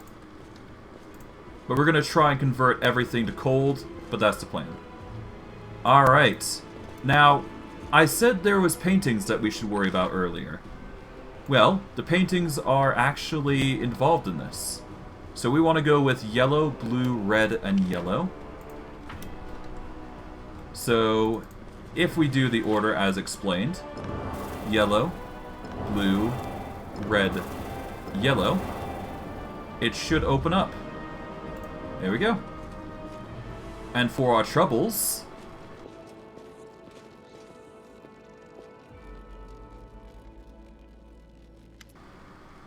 Sela peers closely at the sword, which seems utterly unexceptional to you.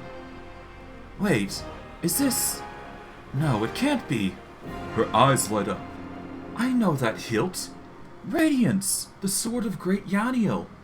That's what this is, but it's meant to be at the Tower of Estrad with all the other relics. That's what I heard, at least. Well, of course, this rusted piece of metal must be the very same sword. Camilla rolls her eyes. I think you merely wished that this were the illustrious sword of legend. You don't get it. I've seen this sword 100 times, in paintings in the hands of Yaniel's statue. I even thought of going to the Estrad Museum to see the real thing in person. How did it get here? What's so special about it? Sela frowns. Now, nothing, I guess. But this sword was legendary in its day. People say that when Yaniel held it, the blade would glow, striking demons left and right. Soldiers would see Radiant's light from afar and take heart, rushing into the fray and winning. But I don't know what's wrong with it now, or how to restore its power. All I can sense is that they made a mockery of it. You're empathizing with an object. Extraordinary. Are all paladins so tender-hearted and sensitive? Sensitive in a way, yes. We're highly attuned to evil, and everything wrought by demons. Radiance was an evil hand, and as a paladin, I can tell you they did nothing good to it. Who is Yaniel? No, you've never heard of Yaniel? She's a famous all over Galarian. She was a great woman. She was born in Mendev, and when the crusade started, she couldn't sit idly by. She dedicated her life to the crusade. People say she was auspicious and spirited. She was always the first into battle, and she never sacrificed other people's lives for a tactical advantage. That's how she's been remembered, as an incredible warrior who seemed to blazon with righteous fury. In all the images of her, she looked capable of driving all the demons back to the abyss single-handedly. But then something happened between her and her commanders. Maybe they envied her. Maybe there were more to it than that. I don't know. But anyways, she went into the whirlwind without her fellow soldiers. And she didn't just survive the mission. She even brought back the crusaders she rescued in there. Can you imagine? She died as she lived, proudly. She was covering the escape for the refugees fleeing Dresden. That's where she perished. She wasn't even 40. Very young for the half-elf, but I guess I don't have to explain that to you. You half-elves live twice as long as we do.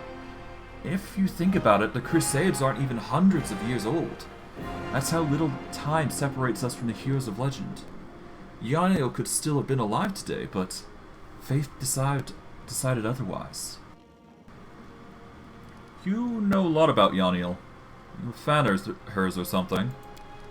I suppose you could say that. I always felt an affinity with Yaniel. I know what it's like not to be what your commanders want you to be. Whenever I used to feel under pressure, I always thought of Yaniel. Maybe some people didn't like how she was, but to the people she pulled out the world wound, she was perfect. And to the people she saved on the battlefield, she was incredible. And to those who keep her memory alive, she's a hero. That's what counts. How could a priceless relic end up down here? Yaniel disappeared, but by some miracle, Radiance was discovered from the battle. No one else has ever wielded it. It is Yaniel's blade and always will be. That's why it was put in the Tower of Estrad, where the other Crusader relics reside. But now it turns out that somebody stole it. Sela laughs. I have this weird feeling like I'm rescuing a fellow warrior from a dungeon. I can't just abandon it. Even if it's no use to us, it's no use to anyone down here. But what if it could be repaired? Let's keep going. And yeah, for that we've managed to get Radiance. We also got some potions, and we can unlock this for a few more items, like a scimitar. We do suffer from medium encumbrance though, but that's not a big deal, all things considering. If we can run, we can make a lot of progress essentially. As for loots, we've only just got those two left. We are going to leave those for now, but we can come back for them because we have actually put them down intentionally. There's a reason why I set things up this way. But essentially, every bit of loot we can carry at the end of a session, or at the end of a area. So it is easy enough to quite literally pick up everything once you transition to another zone. But we're going to do a quick save here, just to be safe. We are going to need a heal here as well, so we're going to do that real quick. We'll do a quick pause actually before we do, just in case. And we've managed to get a lot of healing potions, which is going to be useful for the crusades. We're just going to quickly heal up everybody, because we're going to need it. Alright, and I think we need to prep some other stuff, but I think we should be fine for the most part. Let's see, do we need anything? Not really. I'm fine with 29 AC here, so yeah, let's go. No, backwards, backwards!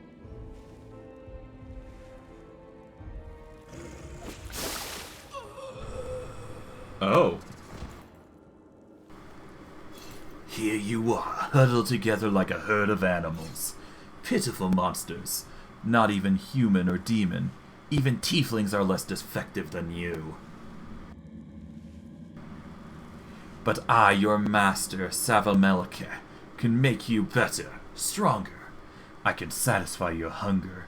Starvelings of the dark, submit to me.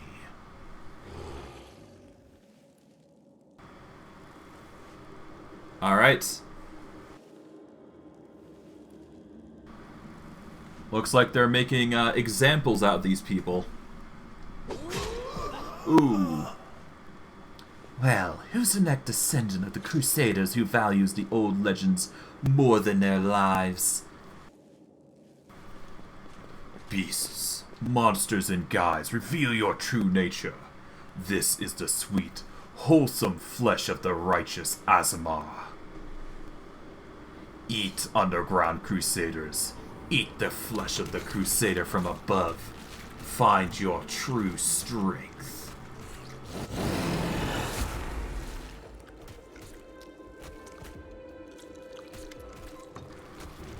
You rush at the demon, but the air seems to grow thicker with every step. You feel like you're watching from underwater as you see the mongrels fall to their knees, one after the other, crawl to the Azamar's body. You hear their fangs tearing through the flesh. You hear the sloshing of blood. You hear the former mongrels snarl like animals, fighting over the most tender and juicy bits of meat. Your companions writhe in agony. One clutches their head. Another doubles over. You feel saliva pool from your mouth. Metallic tang awakens hunger in you. The hunger turns into rage. This winged filth dares to try to bind you to its will. It dares to tempt you with the sweet scent of meat, untainted by corruption. The wretch must die. Die! And still the clarity remains with you. Somewhere deep down, beneath the veil of rage and anger, you sense the light trying to break through. Succumb to the rage. You permit the rage to possess you. A malevolent joy speeds through you. Freedom. Freedom to kill anyone who stands in your way. The demon, the cultist, and their pathetic mongrel fighters are no match for you. You feel the crimson fog of hatred cloud your vision. Your shimmering blood no longer wishes to languish in the veins. It wants to be free. It bursts forth from your chest wound in powerful pulses, its heady scent dispelling the last threads of sanity. Back, maggots.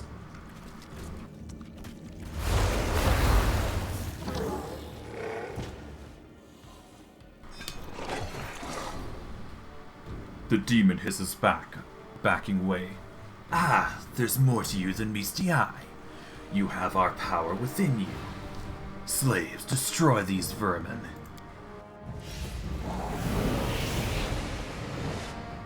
Hostilla points to you. He's already wounded. Wenduag, kill. Wenduag takes a step forward. I no longer serve you, Not you or your flying monkey. I always fight with the strongest side. Lan emerges from the shadows, knocking an arrow in his bow as he moves. What'd I miss? A dramatic showdown? Oh, it's you. Perfect. Alright, we back up with Wenduag. We are going to use Smite Evil here, because this is going to be probably the last time we see everybody. But we're going to go for the charge here. Well, no, actually, no. Charge doesn't need to be done here. Oh, the fear does go in, but thankfully Panther, Yep, Panther's... Yep, there we go. That's one step.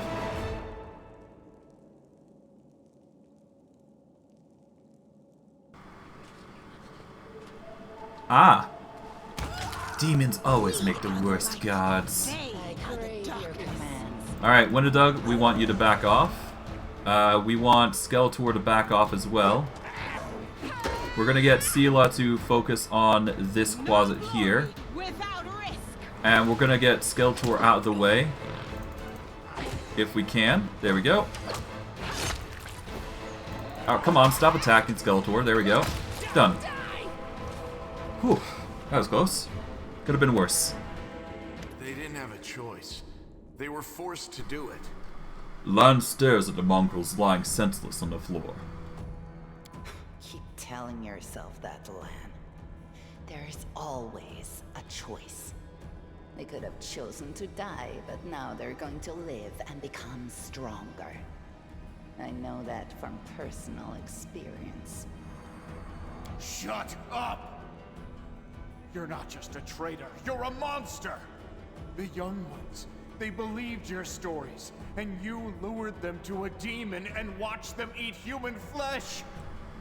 Lan turns to her, his face twisted with fury. The lizard half is snarling, the eyes narrow. The words come out like a growl. I was trying to make them strong. What have you done for them?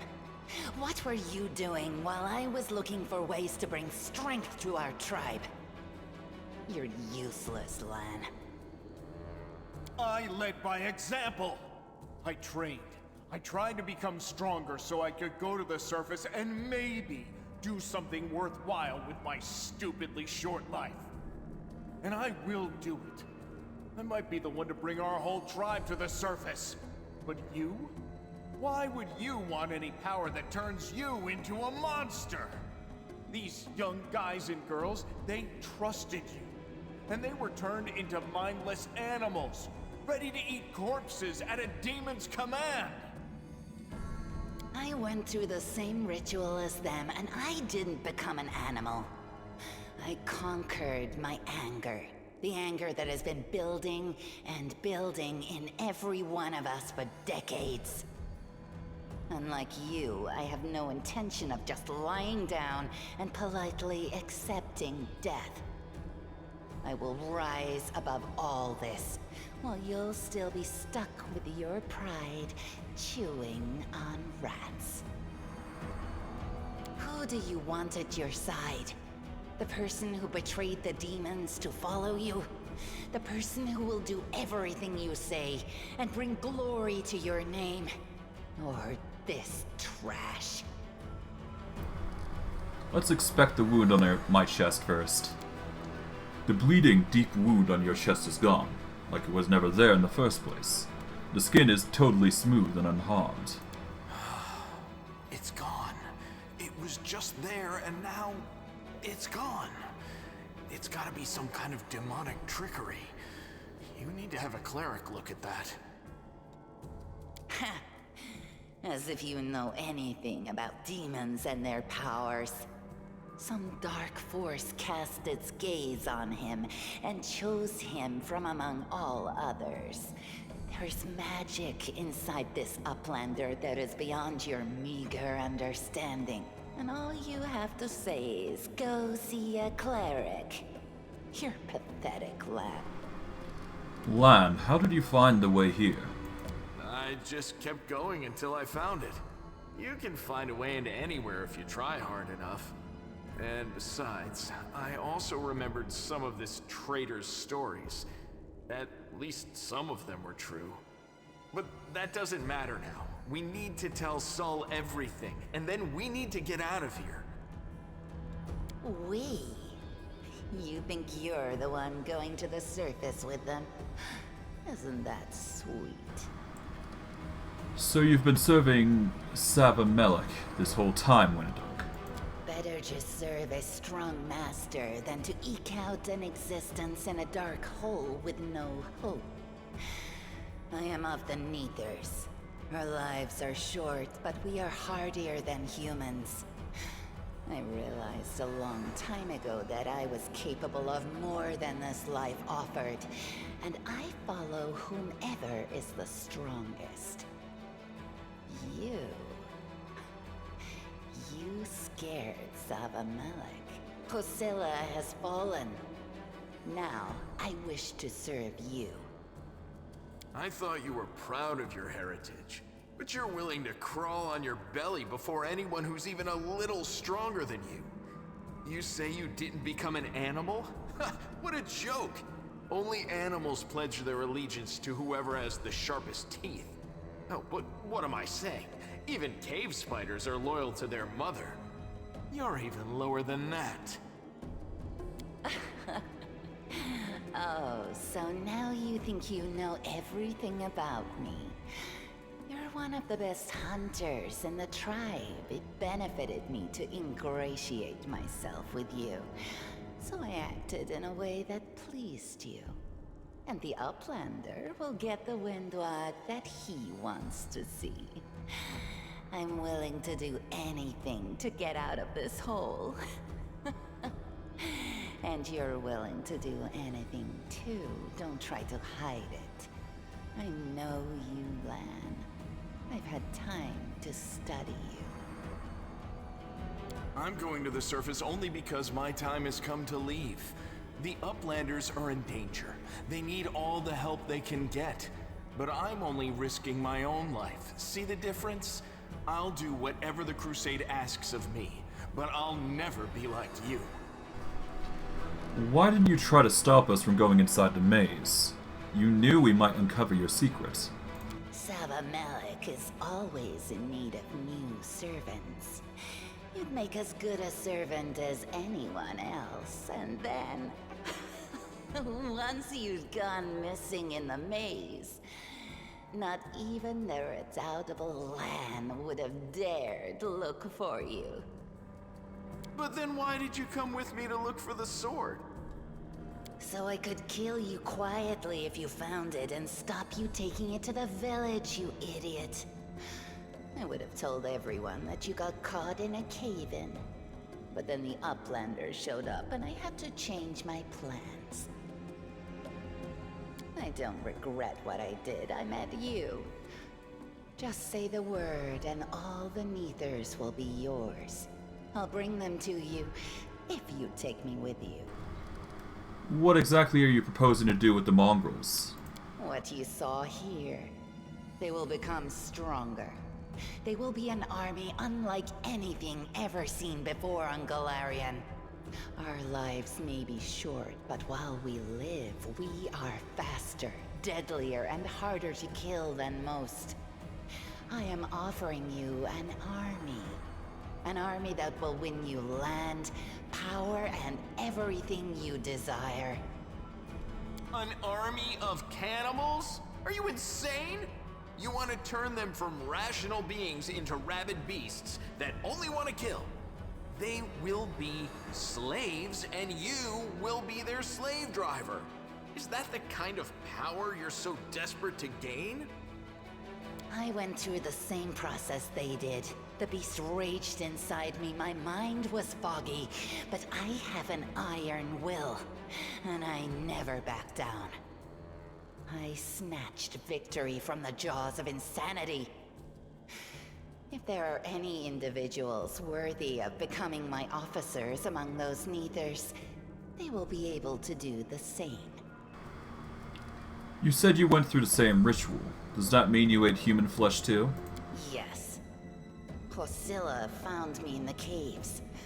I was lost and hungry, and she offered me a choice.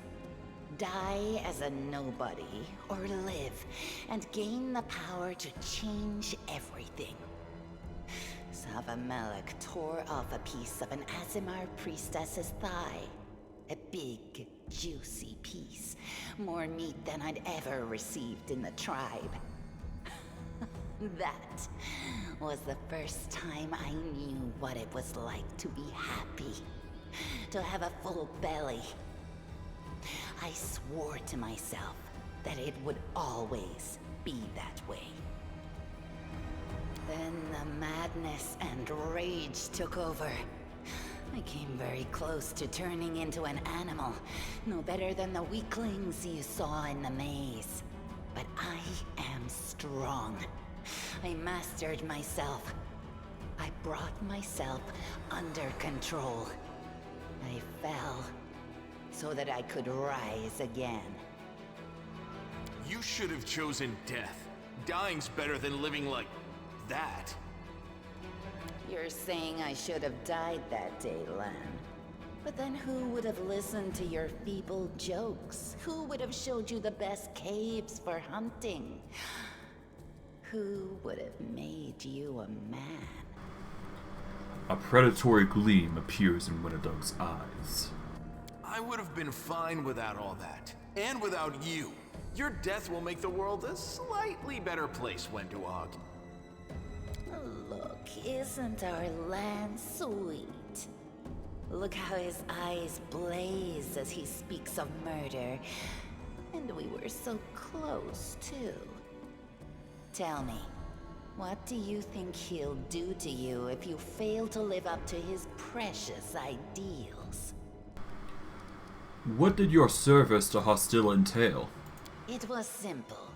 I lured those I deemed worthy into the maze. To the rest, I told stories of the horrors of the maze, making them stay away.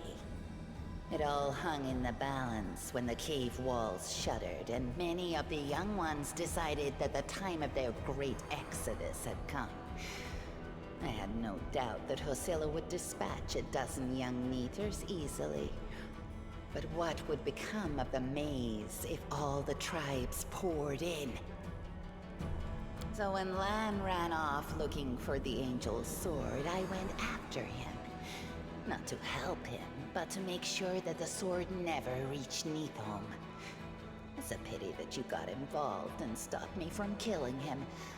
But then again, the evening gong has not yet been struck. You sicken me. I've heard enough. Then you know which one of us you need. Take me with you, and I will give you an army of Neathers. Don't fall for her empty words. Wenduag despises everyone but herself. As soon as you show any weakness, she'll betray you, just like she betrayed us. That is the reasoning of a weak person. A strong person does not fear, they act. Okay, why do you want to come with me, Lan? Up there on the surface, the crusades are still going on, right? Since I'm a mongrel, that means I've got crusader blood in my veins. You could say it's my destiny, even. Anyway, I'm ready to do my duty. And all of you crusaders get rations, right? With vegetables? Well, I'll be killing demons and be well fed for doing it? That's not life. That's a dream come true. Lan rubs his forehead right in the spot where his skins and scale meet, and catches his breath. I'm sorry you trusted Wenduag instead of me, and that you didn't show the light of heaven to Sol. But she can be very persuasive. She honed her skills on all of us in the tribe. I'm asking you, believe me when I say that I won't let you down. I have nothing to lose down here apart from my chief's distrust and my friendship with the giant roaches. I'll do whatever the crusade needs. Are you really that desperate to go to the surface, Lan? Why didn't you run away before? You know why. The Uplanders will never accept us. Don't pretend you're going for food rations. Then why? For death? For glory? If it's death you seek, you're sure to find it. Maybe I'll be able to find something on the surface that you can't get down here. Like a way to help the Mongrels. A way to stop our tribes from having to follow scum like you. Why do you want to help me, Wenduag? You think I'm just a freak from the catacombs. But Neathers are faster, stronger, and tougher than you Uplanders. Take me with you, and I'll build you an army of Neathers. I'll lure them out of this hole, we'll round them all up, every last tribe, and perform the ritual. And then you will be a power to be reckoned with on the surface. Many of the Neathers will be no better than the mindless beasts we encountered in the dungeons. But there will also be those who can overcome the fog and be like me. I will lead them into battle, and you will command us all. You trusted me from the beginning and hid the angel's light from that idiot Sol. Keep listening to me, and a glorious future awaits us. The power you demonstrated, it was incredible. It swept Hosilla aside, it sent Savamelek running. I will follow you wherever you go. Alright. I don't think I need to... Okay. You know which one of us you need. Take me with you, and I will give you an army of Neathers. Alright. I've made my decision. I hope we're not taking this girl with us. She'll sell us to the first demon she sees.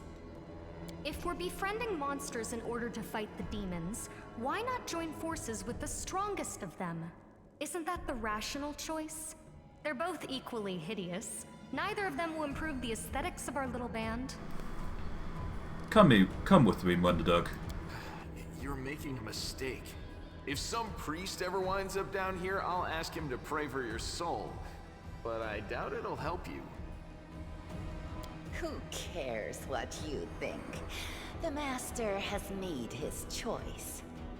Lan knows too much. He must die. You're right. I know everything. And I also know where I'm not wanted, so I think I'll just go and have a chat with Sol. You're not leaving here alive, Lon.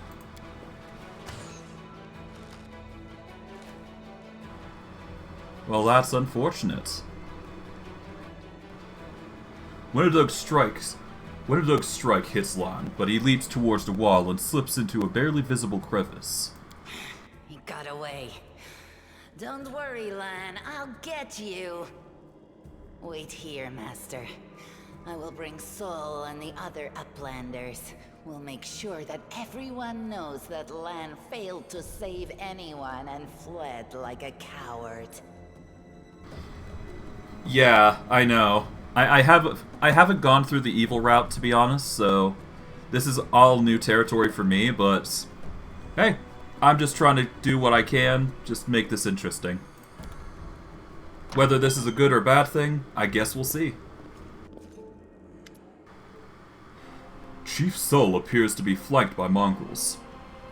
The journey has taken its toll on him. His breath is labored and the sweat is dripping from his bloated face.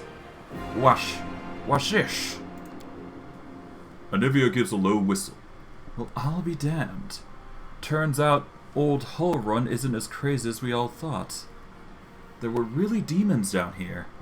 I should have listened and sent a patrol down here. Damn it. Horgus's lip curl in distaste as he tries to keep his distance from the unconscious Mongrels. You said you were in charge of reconnaissance for the Evil Watch, Anivia. How could you miss a nest of demons beneath Kenabres?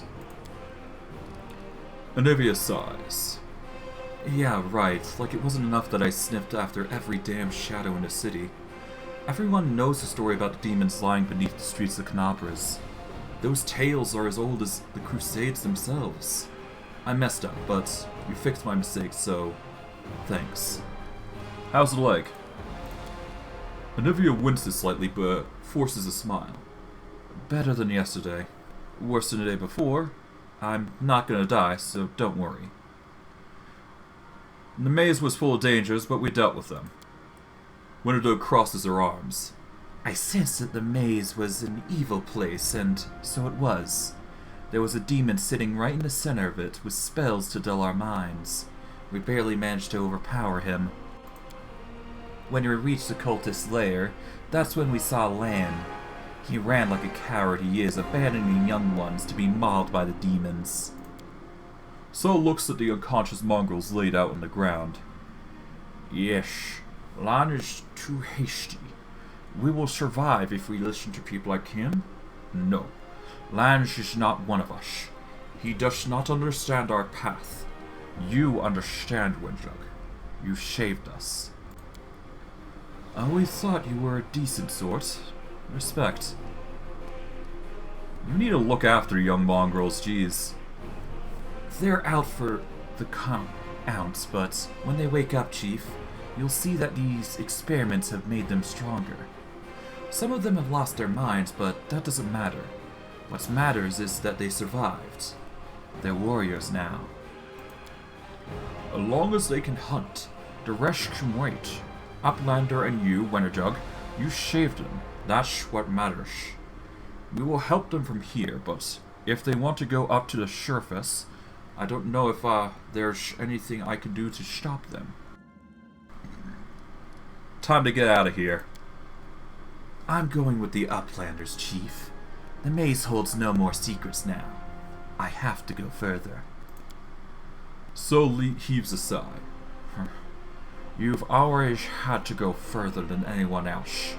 But what can I do? Go on then, but make sure you come back to us soon. But where are you going?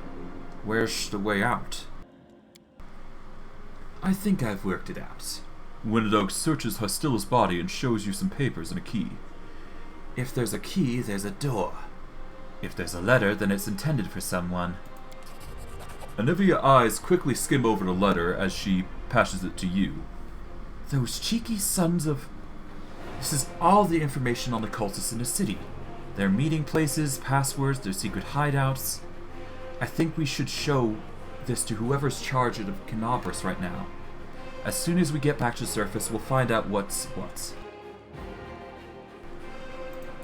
Alright. And with that, we're going to grab what we can here. Okay, there's a few items here and there. Nothing too spectacular. But now, because we're taking the... Yeah, exactly. So, we're just taking the more evil route here. So... Because I've already had the experience with Lan. I've already had the experience with Wenduag. I haven't done the Wenduag line, though. I should say specifically. Alright, we're going to level up Wenduag. She's now a level 3 fighter. We can get her to Persuasion 3. I think we can get her Persuasion up because she is an archer, so that's going to matter. We're going to go with Rapid Shot for more attacks. I am yours. We got it activated, and we're good to go. Okay. Now, I do believe we pick up the items as we go along, so we're going to quickly go upstairs, but we're going to grab everything. Yeah, I've heard mixed opinions on the whole topic of Wenduag and Lan. It really depends how you build them, though, I personally think. While the survivors well, wander the dungeons, the battle on the surface rages on. The warriors of Kenabres are trying to defend the wardstone, but their strength is flagging. Their resistance is valiant, yet it will all be in vain if no one rises up to turn the tide. But yeah, because Wenduag is a fighter, specifically, she has more versatility than Lan, I will say that. Lan has more damage and more consistency with his attacks, but that's about it, depending on who you go with. Alright, let's drop everything, and we should be good to go. Drop and drop.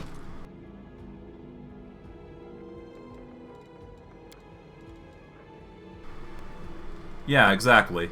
So it really depends on who you want to bring into your fold of your party.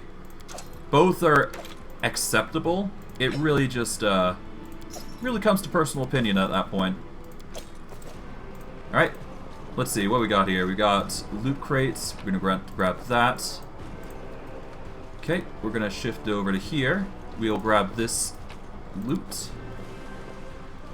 And I think that's it for this small little room. We can go upstairs though, so that should be fine. Do a quick save here. Off we go. We're dropping the loot there because we will be able to get it back soon, but not right now. Alright, they're going nuts.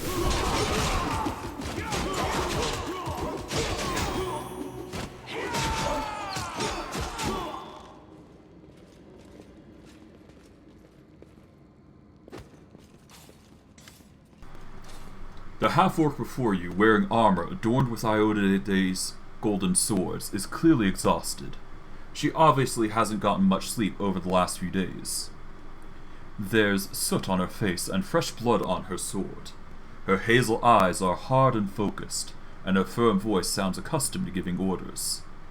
She sizes you up, surprised, judging whether you are friend or foe, and opens her mouth to ask you something, but freezes when she spots Nivea.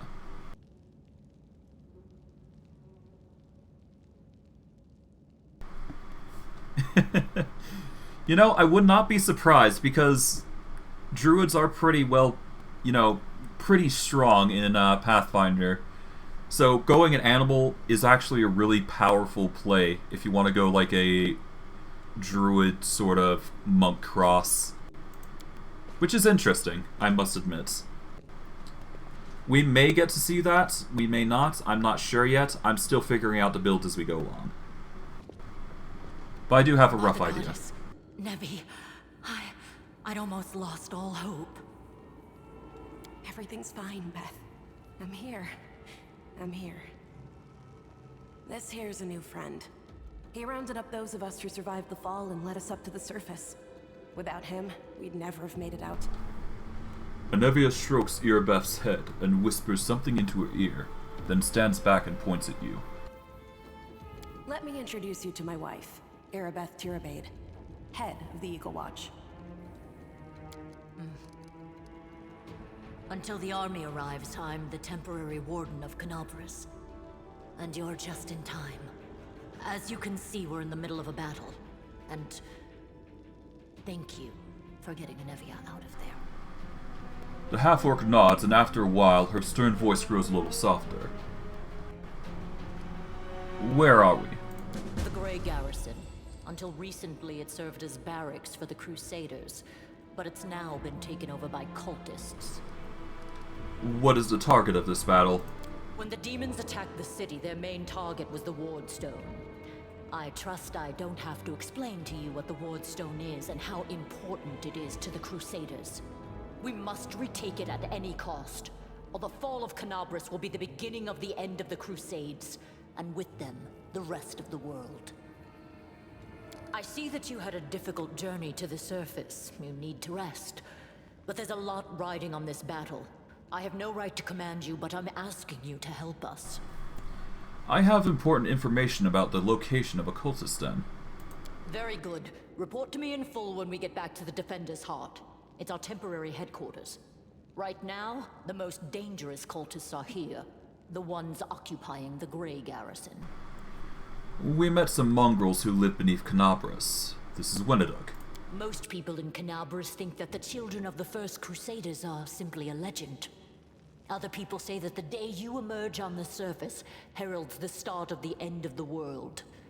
I'm not superstitious, but the situation is apocalyptic, all right. Having a living legend on our side can't hurt.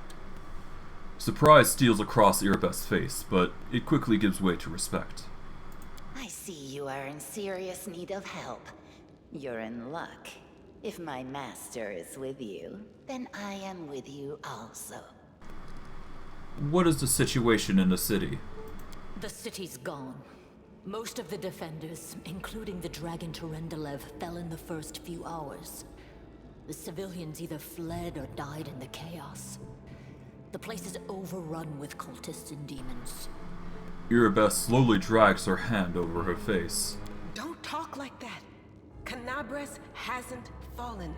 Not while it still has defenders like you and me. Sweet words don't change the grim truth.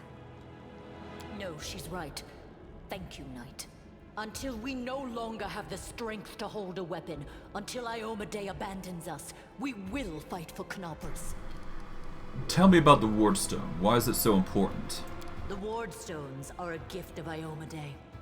Created personally by her herald, a mighty angel, and a general of the celestial armies. The Wardstones keep the world wound from expanding. They stand along the border of the territory controlled by the demons, creating a barrier to keep them inside. The Kenabres obelisk was the first to be placed. It is the key to the whole barrier. We cannot leave it in the hands of those monsters from the abyss. How did the Warstone end up in the Great Garrison? The demons have long laid siege to Kenabres, but this time, their lord Dascari appeared in the flesh. He ripped the Wardstone from the ground and hurled it halfway across the city to here. I thought the stone was destroyed, but it seems all is not lost, yet.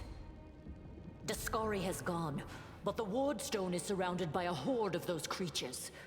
What are they going to do to it? Nothing good, that's for certain. But how did he do that? He's a demon! The Wardstone should have burned his filthy hide! It should have. But what happened, happened. We don't know why. Let's not waste any time then. To battle. That's the spirit. You, take Anavia to the rear. The rest of you with me. That stupid locust. I'm not prepared for this. You hear labored breathing interspersed with disgruntled mutterings. Horgus is holding his rapier hilt in a white-knuckled grip. A bead of sweat trickles down his temple. Lord Horgus Gwyrm, forgive me. I did not realize we had civilians among us. My people will escort you somewhere safe. To the extent that anywhere in Kenabres can be said to be safe right now.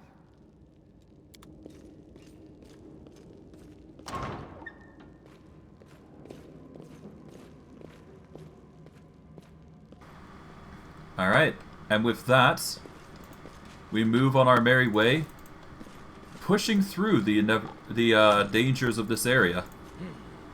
This way. We're gonna have our Panther, as usual, leading us. We still got mage armor, thankfully, on, so that's good. Saves us the concerns of other combats. Panther shall take the lead here to get as much as we can, and we'll kill what we can to get as much experience as possible. Thankfully, we get a number of experience specifically for the individuals that participate, so we're in a good position right now. Grab everything we can. And while I would like to go up here for now, we're actually going to try and... We're going to do a quick save first, before we pop open this lock. I heed the voice of the spirits. There we go. Do we get it? This one was beyond. Nope. But we can still try again.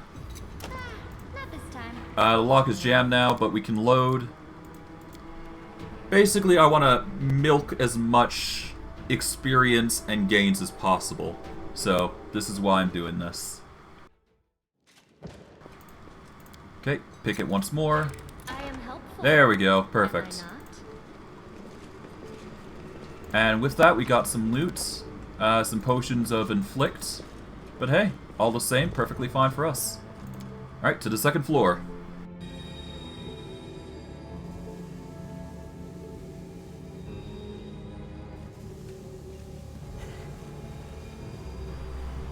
Hey, I know you. So you're one of these cultists? How's it going, pal? Wanna join? Your lot will all be dead soon, but we'll be alive. I can't. Come on, leave those losers. The crusades are over. Soon the demons will rule the whole world.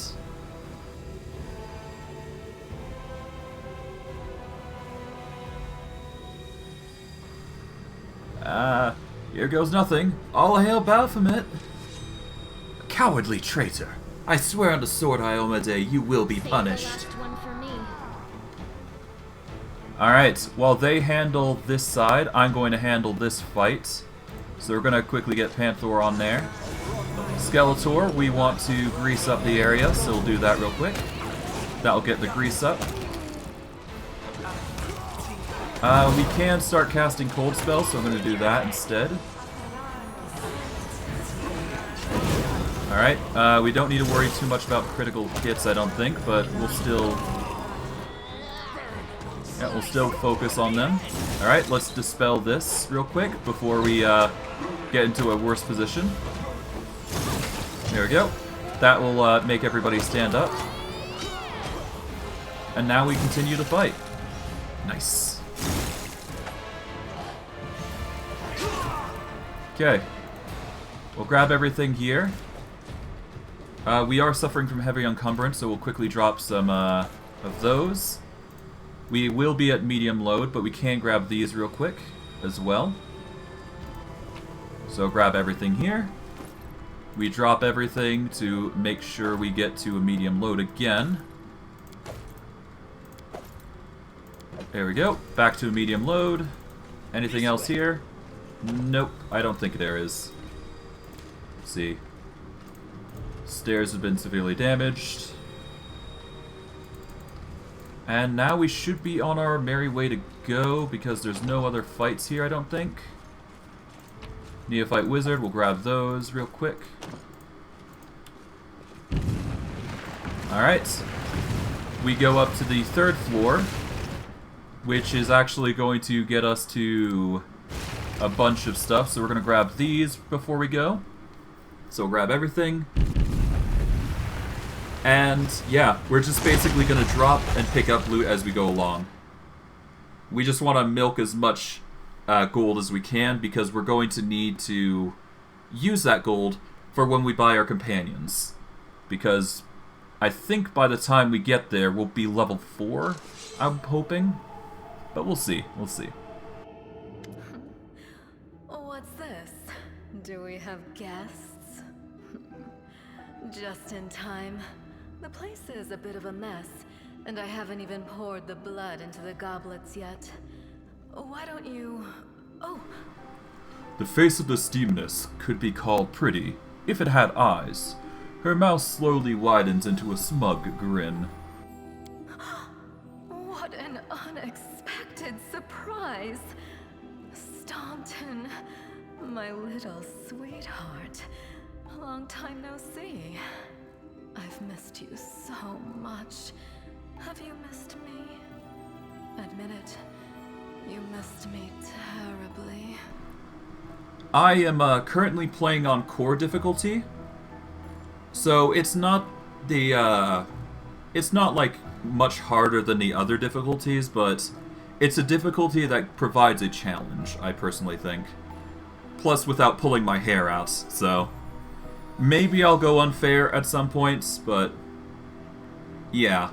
Most people tend to play on normal difficulty, I find, because that's like easier than core, but that's only because you get achievements for core, so it's really the best difficulty if you're playing for a challenge.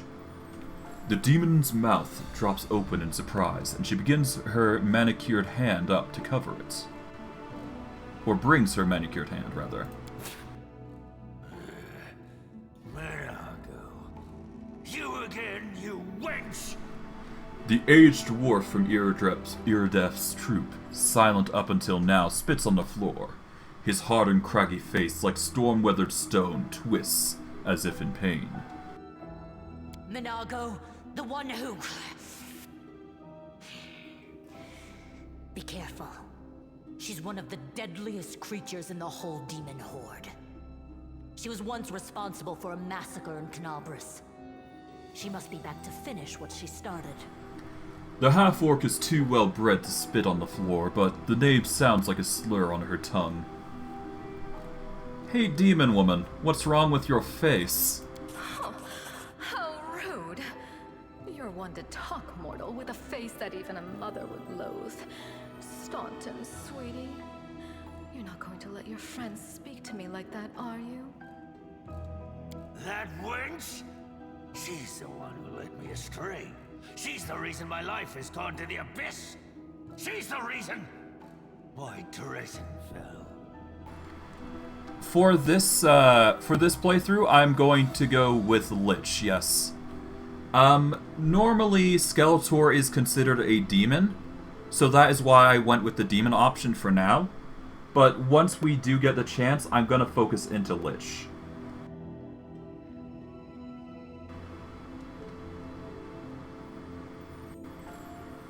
Yeah, no, I'm gonna... If I see an undead option, I've opted that I'm going to go with the undead option if I can. So you're gonna see everybody turning into undead if I can. Make it happen. Oh my, like butter wouldn't melt.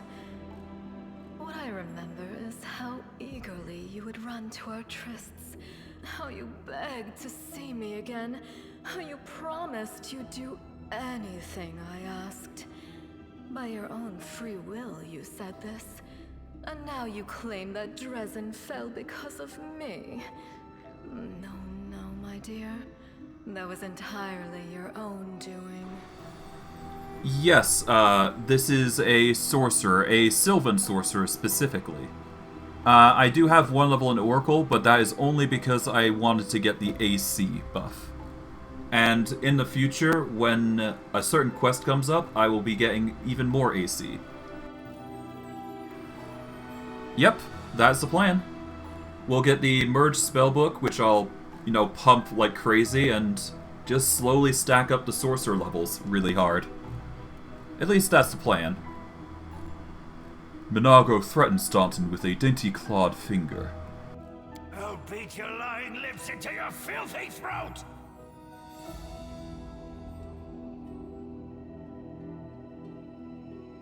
Now, Staunton, don't say things like that.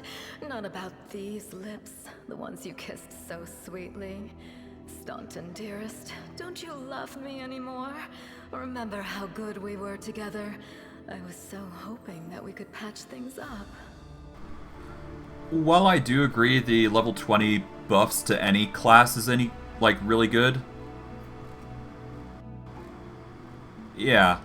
While I do agree those things are good, having more AC is actually more paramount than you realize. Yeah.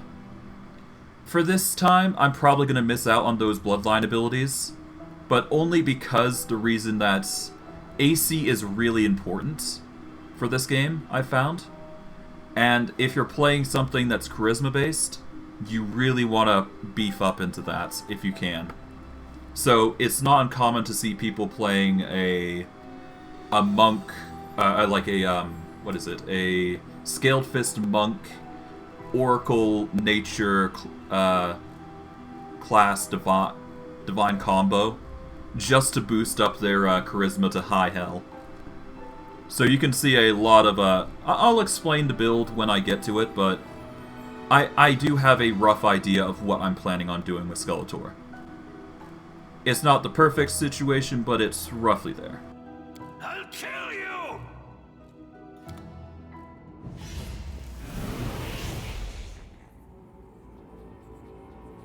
We are the light. They are the darkness.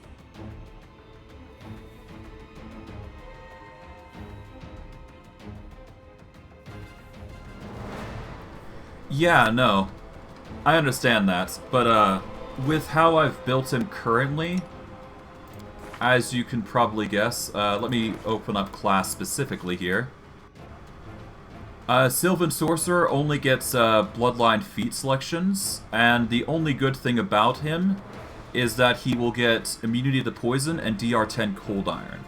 With the addition of once a day, I can cast Cloak of Dreams as a spell-like ability. The Sorcerer of Sylvan gets some more enchantment-based effects, which does play into the Wikipedia article for Skeletor himself, from what I've investigated. So that's why I went through these choices instead. But I'm probably going to be focusing into a staff of Skeletor more than I am melee combats. But if I do go anything in the near future, you might see me change my dexterity to strength if I'm going to get a level in monk. Because if I'm going to get the scaled fist class, then I might as well go full hog and make sure Skeletor's AC is high to the sky, right? It'll just help in certain circumstances, but I digress. We'll get into that when we, how am I going to change my dex to strength? No, I'm going to change my charisma to AC. So, what Scaled Fist specifically does... Oh, on core you can't respec? Well, shit. Ah, well.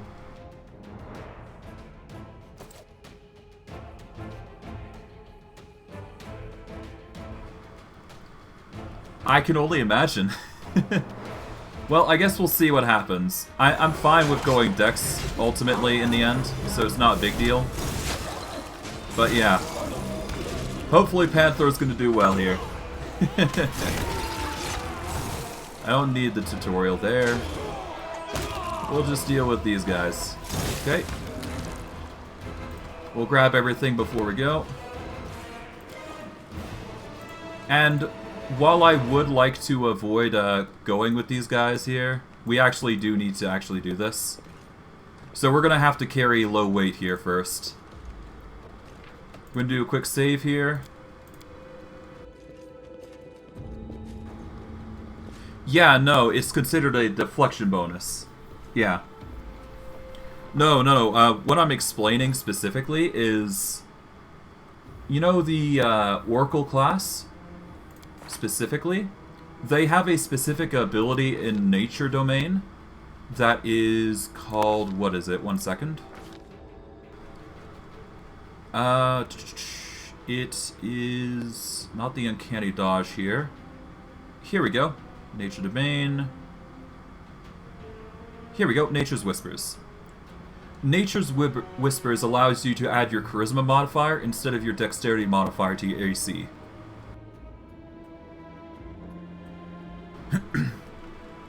For my first ever playthrough and my first ever completion of the game, I played an Angel.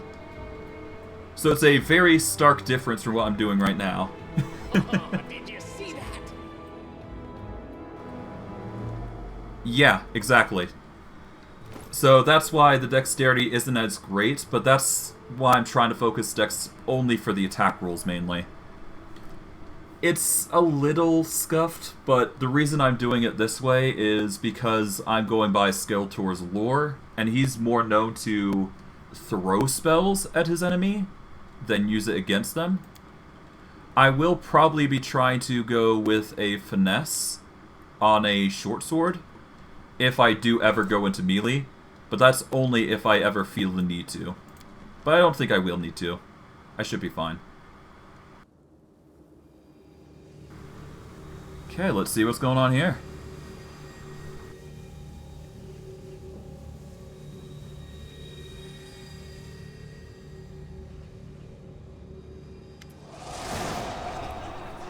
As soon as you step into the chamber, your vision seems to darken as your knees buckle. You struggle to keep your balance. The air in here is laden with the power coming from the stone. Suddenly, your head is filled with voices, screaming, whispering, cackling, threatening voices, pleading for help, shrieking curses and taunts. You blink and the illusion passes. That is actually the plan. So yeah, that's why I took the Powerless Prophecy to begin with. Congratulations. You made it all the way here. This is it. Your precious ward stone. Well, what are you planning to do now, I could kill you where you stand, but wouldn't it be nice if you could die in battle like heroes? No. I want you to die in despair, scrabbling around like rats in the blighted ruins of your city, blind and broken, your flesh scabbed and seeping, and every moment knowing precisely what was done to you. The demon with a mocking smile stands beside the wardstone. There isn't a soul that can resist the temptations of the abyss. Even a stone can be turned. I'm not joking. Your precious wardstone, weakened from the injury inflicted by Discari, has almost succumbed to my charms. Soon the whole barrier around the world wound, the gift of your useless goddess, will be a weapon of the abyss. Just a little more and boom. Every city with one of these eyesores stuck in the middle of it, from Kenabres to Nerosian, will turn into smoking craters, and all the mortals into red sludge beneath our hooves. So you have a choice. Especially you, my pet. Kiss me on my dainty hoof. Pledge your loyalty to Baphomet. And when the world falls, its ruin shall be yours. The demon blows Staunton a kiss, and then holds out her leg, which ends in a cloven hoof instead of a foot. Who are you? You've already forgotten me. You mortals have awfully short memories. Even shorter than your little lives. Staunton, sweetums. Don't you want to introduce me to your friends properly? No? Well, I'd better do it myself. I am Minago, Lily-2 and faithful servant of Baphomet, and leader of his armies. The city is mine now. I'm just starting to settle in, get things just how I like them. But once I'm finished, I promise you, the results will be simply to die for. And it was such a charming little place until you sullied it with your presence. It had such lovely boulevards, quiet and shaded. You took those away from me, and I shan't forgive you for that. They've done much worse things than spoil the promenades. All the people they've killed. Yes, of course, you're right. I grieve for the common folk as well. You feel righteous fury swell within you. How dare this demon besmirch the ground of this beautiful world with her hooves? A world created by the gods and cultivated by mortals. And these cultists, how dare they betray all that is sacred in this world and join the forces of foulest evil? Can they repent and redeem themselves? Or if they follow the path of evil past the point of no return? The wardstone seems to sense your thoughts. The chamber grows slightly brighter. What are you doing to this stone? Well, quite what am I doing to it? Probably the same thing I did to many of your comrades. Sweetly and tenderly persuading it to abandon the mortals and join our side. The demon brings her clawed finger. I don't know how to say that. Something to her lips, I guess. Prepare to fight to the death, demon! We won't let that happen. You feel a sudden wild rush of rage, and with it comes the feeling of monstrous, unbridled destructive power. It's like the power you felt in the shield maze, where you were confronting Salva Gamesh. But now it feels more fully fledged, more conscious. Shut your filthy mouth, scum. Well, no. We will succumb to our rage. You're sick of talking. Why do you all have to listen to her? Why can't you just crush, rip, devour whoever you want? Whoever's in your way. A malevolent roar erupts unbidden from your throat. Hey, are you alright? If you're planning on going berserk, don't forget who's friend and who's foe. There she is. The demon! Go get her! Hearing the roar, Staunton shoots you a wary look. You send the troubled dwarf sprawling to the floor with an elbow to the face. The time for chatter is past. The demon, that wench, she must die. The rage bursts 3. You want only one thing, to rip Minago's horns from her skull and shove them down her throat.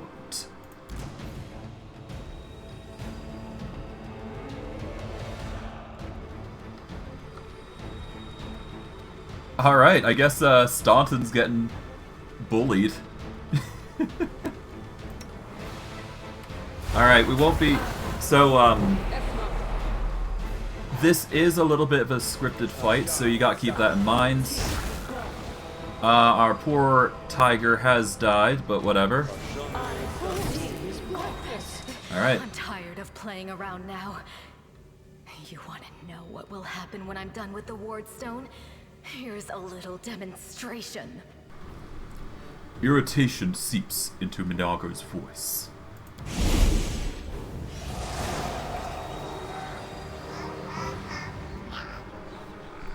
The demoness whispers a spell, and a wave of darkness sweeps through the chamber. Your companions wince in pain, but it is nothing compared to what you feel. Thousands of voices once again burst into your mind, drowning you in their moans, screams, and sobs. Pain rocks through your skull. You will pay for this, demon scum. You will pay dearly. I will dig out holes where your eyes should be, and pour hot coals in them. How inventive. Powerless rage. I love it. Threaten me more. The roar of voices blend into an unbearable wall of screaming. Your vision goes dark.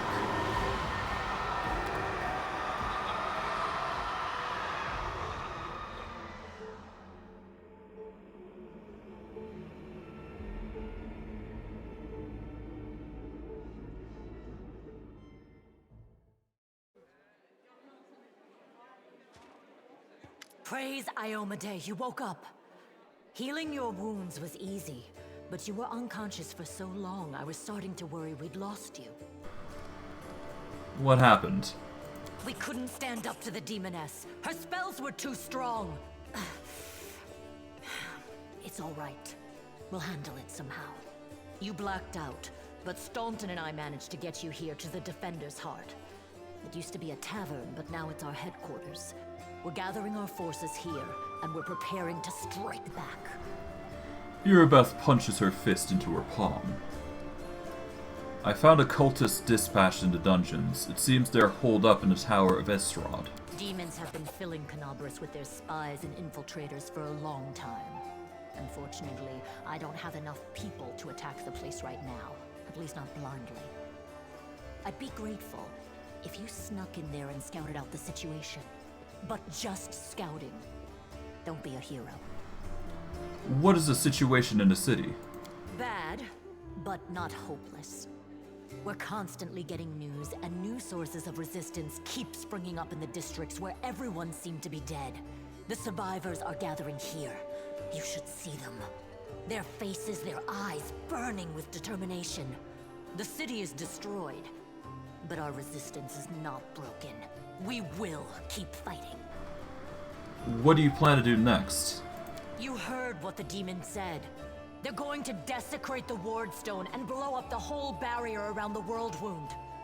That would be an even worse disaster than the World Wound's expansion before the Second Crusade. Not only Kenabres, but every city with a Wardstone will be destroyed, including the capital. We can't allow that no matter what. We will retake it, even destroy it if we must. Iomede's gift must not become a weapon of the Abyss. Tell me about the Ward Stone. Why is it so important? The Ward Stones are a gift of Iomede. Created personally by her herald, a mighty angel, and a general of the Celestial Armies. The Ward Stones keep the world rune from expanding. They stand along the border of the territory controlled by the demons, creating a barrier to keep them inside. The Kenabres obelisk was the first to be placed. It is the key to the whole barrier. We cannot leave it in the hands of those monsters from the Abyss. Can I help you in any way?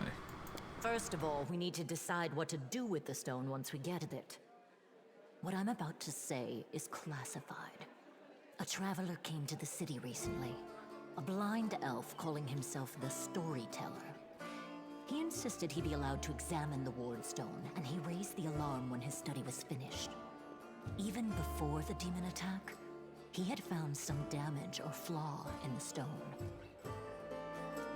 Prelate Hulrune dismissed his words as nonsense, borderline blasphemy. But between you and me, the prelate's opinion isn't worth much. I think the Storyteller knew what he was talking about.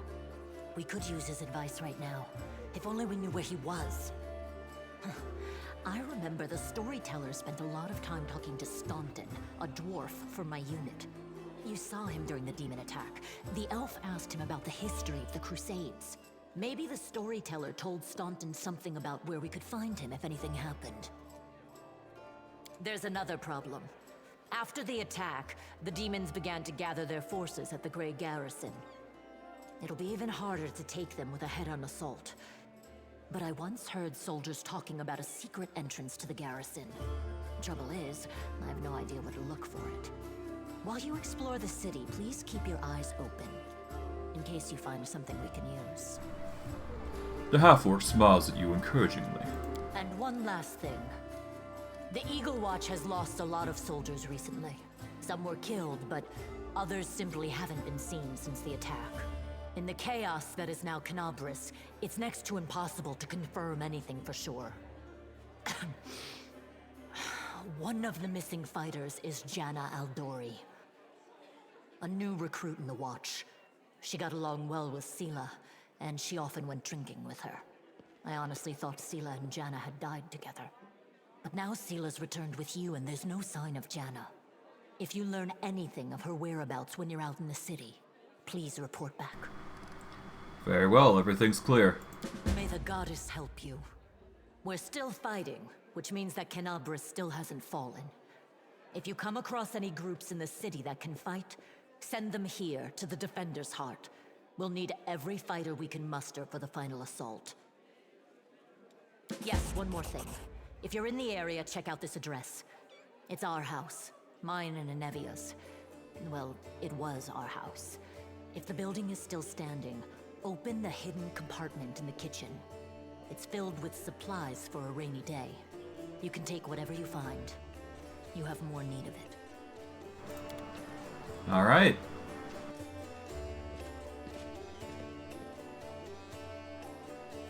The road calls me. And with that, we are nearly level 4. We're just a few experience off, but we've managed to get quite far, all things considering. But this is where I'm going to wrap it off here. So, for a first session, we got pretty far, I'd like to say. And I'm quite confident that once we get through the second part, which is probably going to be on a Wednesday, I'm sure you guys are going to enjoy that too. Because we will be introducing more of the cast that's going to be joining us. I do believe we have enough gold to make it happen with all these items in our possession. But I will need to check to make sure, essentially. But I digress. For those who are on YouTube, like, subscribe, comment, hit the bell notification if you want to see more of my stuff. I stream daily, so if you didn't catch my streams, you can catch me 3 to 7 MST time.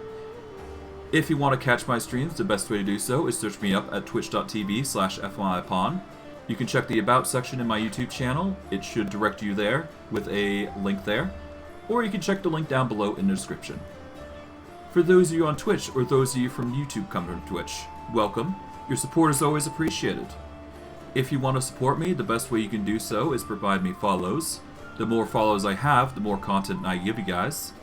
Once I hit 50 followers and 3 concurrent viewers, which basically means 3 people watching my channel, I should be able to apply for affiliate status, which should certainly help me out quite a lot. But you don't have to, well, you don't feel forced you have to do this. Just, if you want to do it, by all means, it's there, it's an option, and I would appreciate it. But yeah, for those of you on Twitch, if you want to find out my other videos, the best way to do so is search me up using the YouTube search bar at FYMyPawn.